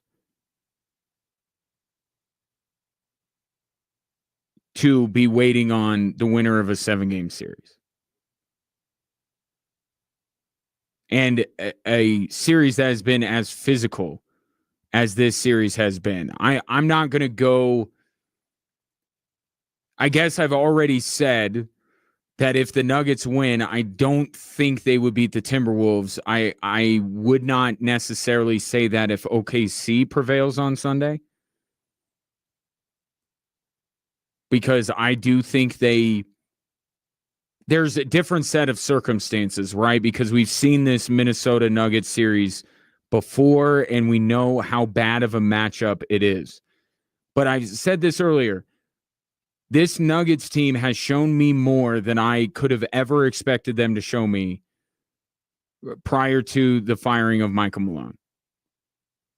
So I would say the Wolves, that it would even exacerbate what already exists in a not great matchup for the Denver Nuggets coming off of a 7-game series. But I'll tell you that I'm not as certain about it as I would have been, as I was. Again, because we thought we were going to get Minnesota, Denver to start the playoffs. Right? It came down to like the last day. And then it became the Clippers. The credit to the Denver Nuggets is I do think that they have accomplished more in this postseason than they would have under the previous regime and everything that came along with it. But I think that the Timberwolves, I think you have to think long and hard about picking the Minnesota Timberwolves regardless of who wins Sunday. But the scar tissue, if you will, it doesn't exist in an OKC Minnesota series like it would Denver, Minnesota.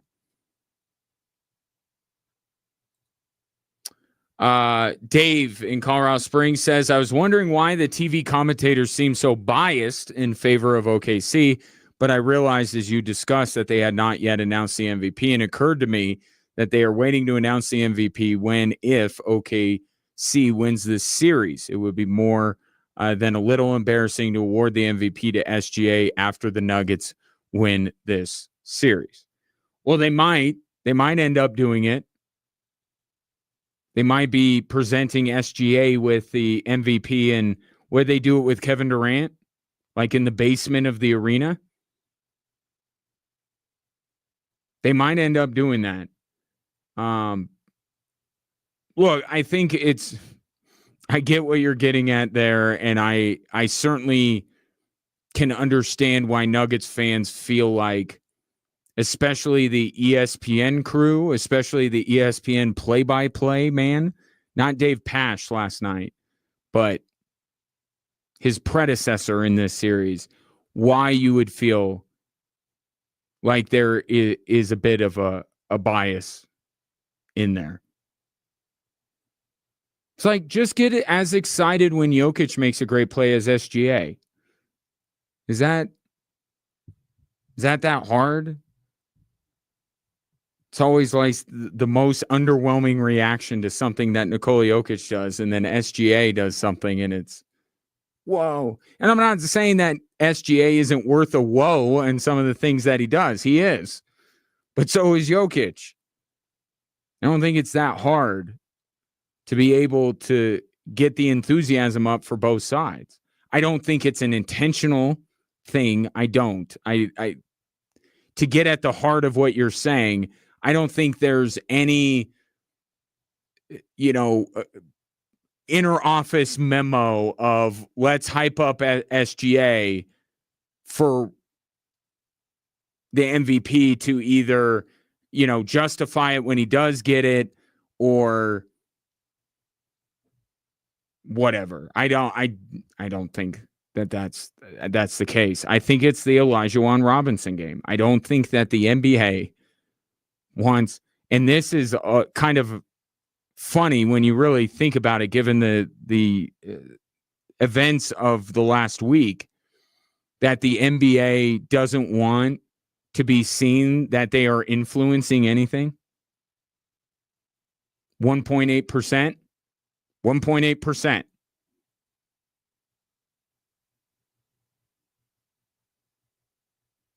But I think that's what the NBA is doing here. They don't want to give one or the other team more that extra juice because, well, either way, I mean, winning the MVP could juice up the team that wins it, but they don't want to throw this other thing into the mix. And I understand it, but at the same time, I think it would be awesome if they did.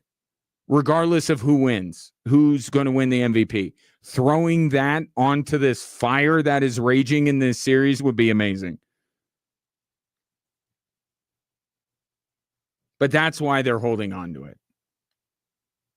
Because they don't want to make it appear that when they don't have to. I mean, there's no, who says they have to give it out now? They don't want to feel like they're influencing anything. 1.8% though.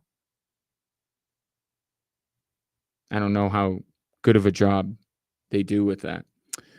Lot of hoops this weekend. I know we're all waiting for Sunday, but if you want some good primers, we got Game 6, Knicks and Celtics, coming up on ESPN at the top of the hour. Can the Celtics do it again? That would be interesting. If Boston gets this back home for a 7th game,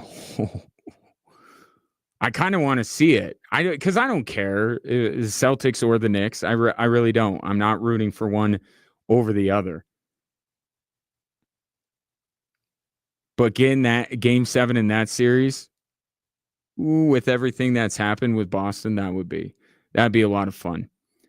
And then, the season tips off tonight, but the big day for the WNBA is tomorrow, as you will have as good of 2 games as you're going to get all season long. You get the Aces against the defending champions, New York Liberty. In fact, the last 3 champions, if my math is correct, between the Aces and the Liberty raising their banner with Asia Wilson in Las Vegas in town. That's going to be fun. And then Caitlin Clark makes her season debut against who else? Angel Reese. So those are both late morning, early afternoon games. I'm very interested to see. And, we talked a lot of WNBA on this show last summer. And a lot of it was based on things that don't have much to do with basketball. Right? It was the dynamic between Caitlin Clark and the rest of the league, and this idea that it's not fair to people who have been in the league or were in the league that Caitlin Clark is being doted on like this, and everyone's tuning in to see her, and they should be tuning in to see all these other players, and the animosity that was there, and some of the fouls that went, I thought, above and beyond the "Hey Rook, welcome to the league." Right? Kennedy Carter being the one that sticks out in my mind.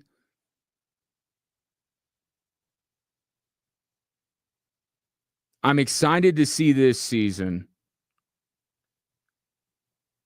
for many reasons, but one of them near the top of the list is I hope that stuff is done. Like, can we just have the Angel Reese, Caitlin Clark rivalry? Right? Like a natural basketball rivalry.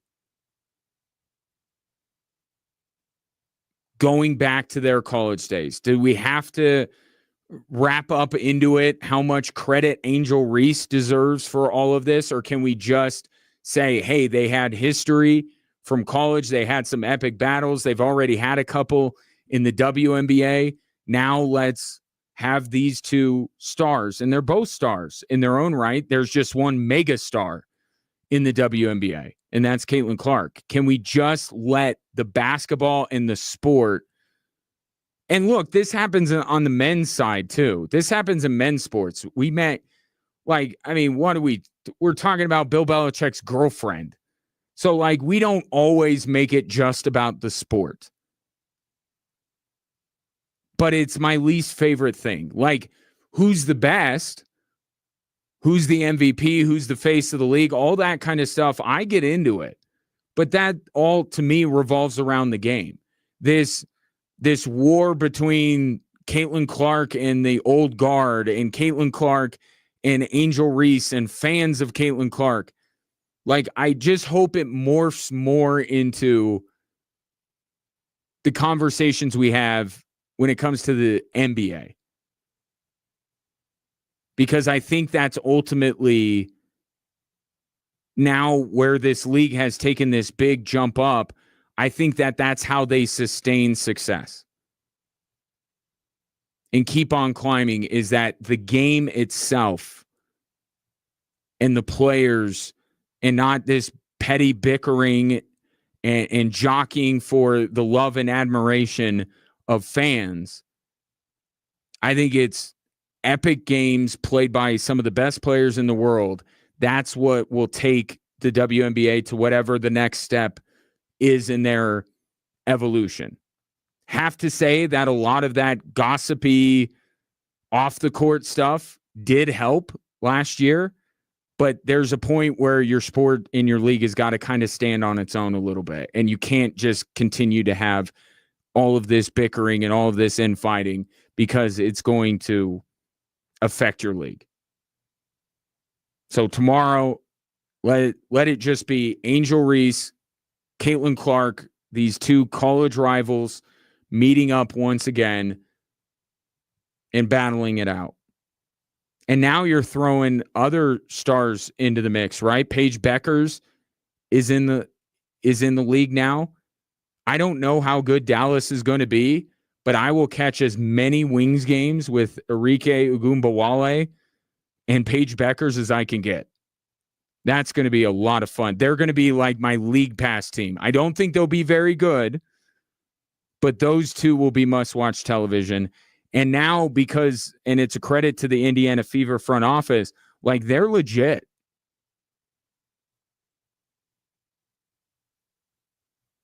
They're legitimately in the mix here. I don't think that they're better than Vegas or New York or Minnesota, but they're a legitimate contender now, and they weren't last year. It is added to the legend of Caitlin Clark that she took a roster that was not nearly as good as some of these other teams in the league and elevated it as much as she did. But now, and the Caitlin Clark of it all is now she's got real expectations.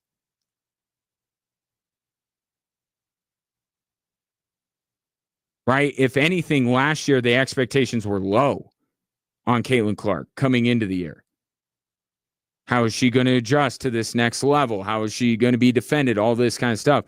Now it's like she should win MVP, and the Indiana Fever should make a deep run in the playoffs. How she and her team responds to that will be very interesting to watch. I think this WNBA season is going to be great. And they got two great matchups tomorrow between previous champions and reigning champions, and the brightest star in the league and her college adversary.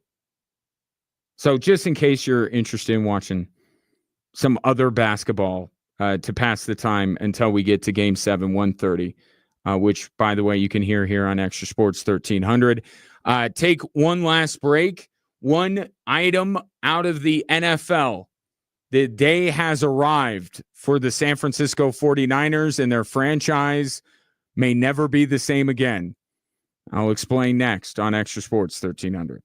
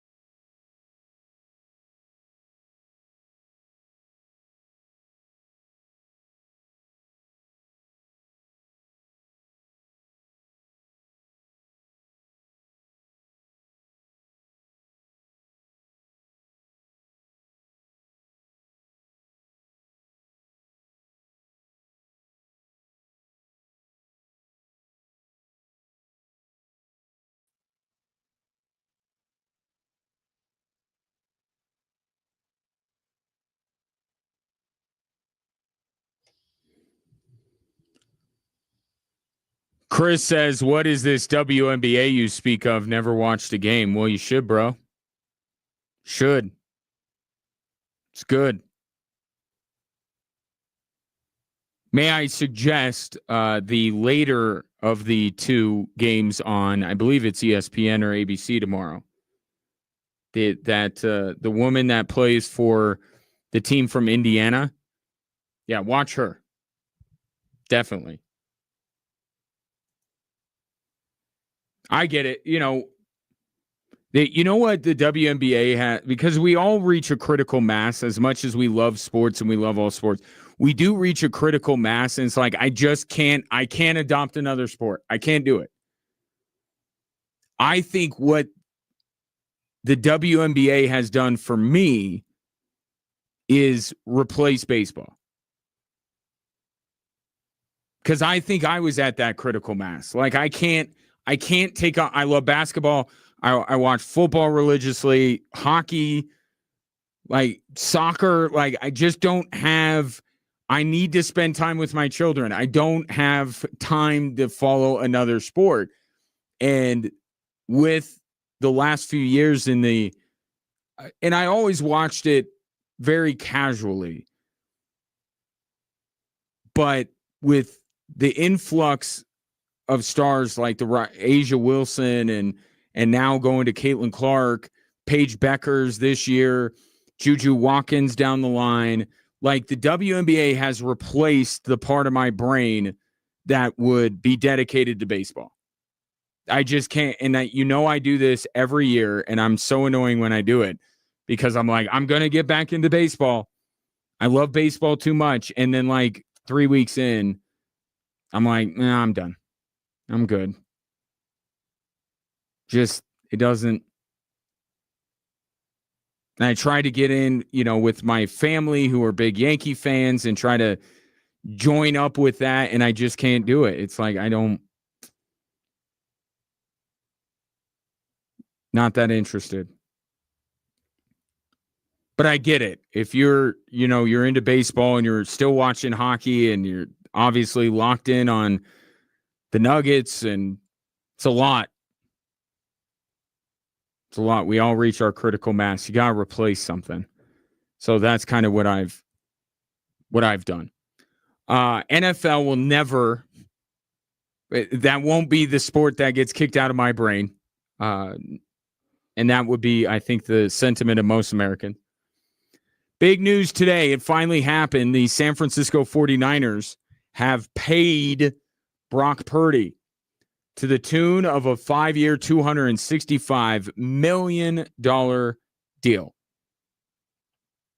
I'm not even going to bother with the AAV, and he's the highest, guaranteed money or highest average annual value or what signing bonus. I don't really, because I don't care.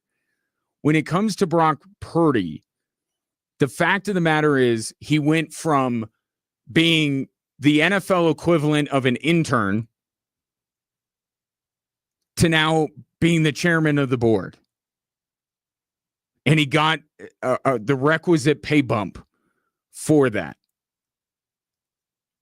We were waiting for this day when the San Francisco 49ers, and we already saw some of it, right? Like Dre Greenlaw, Hufanga, they certainly had their question marks when it comes to the 49ers investing in them beyond this year and beyond, but part of the equation is paying Brock Purdy. It just is. To say it never costs any team anybody is disingenuous. It's not true. Teams will say goodbye to some parts of their team in order to make up for paying the quarterback, because it is a salary cap sport. Now, the idea that you cannot function without a highly paid quarterback, that's going too far. So the 49ers will, look, just this year, they signed George Kittle. There's still money. The 49ers can still be a very good football team, but now it flips. Now the dynamic is, okay, Brock Purdy, you got paid. Here's everything that comes along with it, including we're going to have a somewhat less talented roster around you. You're going to have the pressure of expectation, the pressure of a big contract. I mean, ask Michael Porter. Ask Michael Porter what cashing in does to the sentiment about who you are. I tell you, if Michael Porter was getting a modest NBA salary, there would not be nearly the emotion when it comes to Michael Porter Jr. struggles. There wouldn't be. So now Brock Purdy is being paid like a franchise quarterback, which I think ultimately is the right call. He's not going to be ever among the elite of the elite. He's not Josh Allen. He's not Lamar. He's not Mahomes. He's not Joe Burrow. But he is a quarterback with, I think, enough tools to be able to continue the 49ers being a factor in the NFC. But it's going to be more on him now. Whether it's because the 49ers actually start to lose players, and Deebo Samuel obviously is now in Washington, whether it's because they lose players or whether it's just the mindset shift that is going on with him now. He's not found money anymore.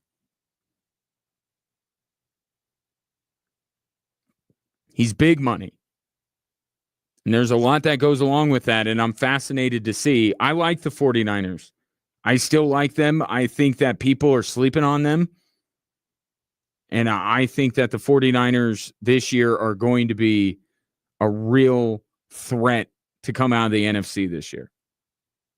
And Brock Purdy will be part of the reason why. But there will come a point where some of these pieces around him will be gone, and it will be, okay, Brock Purdy, now you got to win games for us. Before he's winning games with them. Some he's won for them. But when you pay a quarterback like this, you're expecting him to win you some games. And for him to be the primary reason why. It'll be a fascinating year in San Francisco, most certainly. Now, someone who will not be paid, at least by his current employer, Mitch Marner, the other game that's going on that I think I'm more interested in the hockey at 6:00 than I am the basketball. I am interested in Celtics Knicks. But what is happening again with the Toronto Maple Leafs is it's must-see television. Only the Nuggets Game 7 would get the rest of this Toronto-Florida series off of my television set. The Maple Leafs got skunked at home and are now on the verge of being eliminated. This series has taken an incredible turn. And they are playing the wrong team to give them some life. They gave the Florida Panthers life, and Florida is taking full advantage of it. And now all the pressure is on Toronto. And this will be the end of their core four. And it's Mitch Marner who's going to be gone.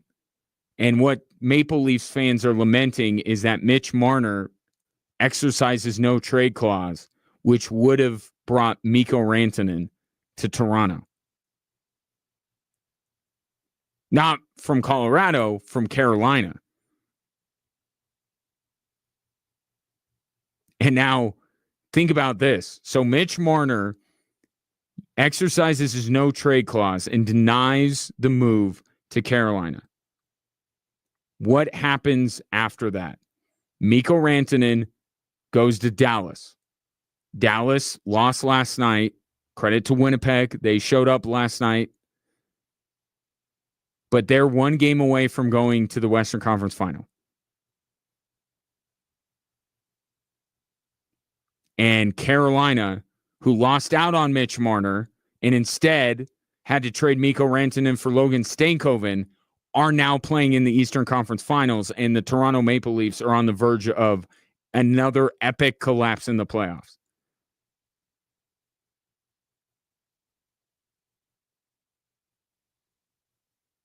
You have to be a very mean-spirited person to revel in what is going on with Toronto. And I may be that person because this is just, it's just too good. But what the Maple Leafs are an example of, and they've tried to do all this stuff. They've changed coaches. I thought they've made good moves to get a little bit more grit and sandpaper when it comes to their depth. But ultimately, that core four, they got to be those dudes. And they're all extremely talented. Nylander, Matthews, Marner, they're all supremely talented hockey players. But the Avalanche, ultimately found this out in a good way. Nathan MacKinnon and Mikko Rantanen and Gabriel Landeskog have that dog in them. I don't know how else to put it. They rise to the occasion in the big moments. They did that and won a Stanley Cup. I don't know that this core four for the Maple Leafs has that. And I think Mitch Marner is the poster child for it. So as talented as they are, and they are extremely talented, they've found every other reason why they haven't won. The coach, the goaltending, the depth. Well, they've done stuff to all that. Craig Berube's now their head coach. They've gotten decent goaltending.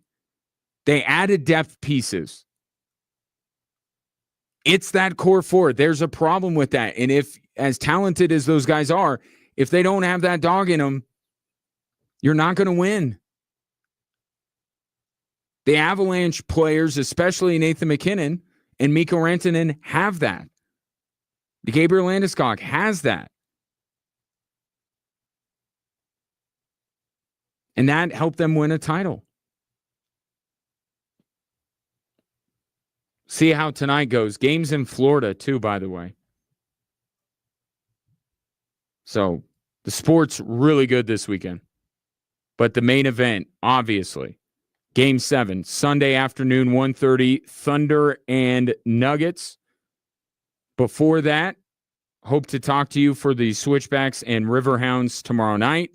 But if not, I will certainly talk to you on Monday. Enjoy the weekend. Enjoy Game 7. I think it's going to be epic.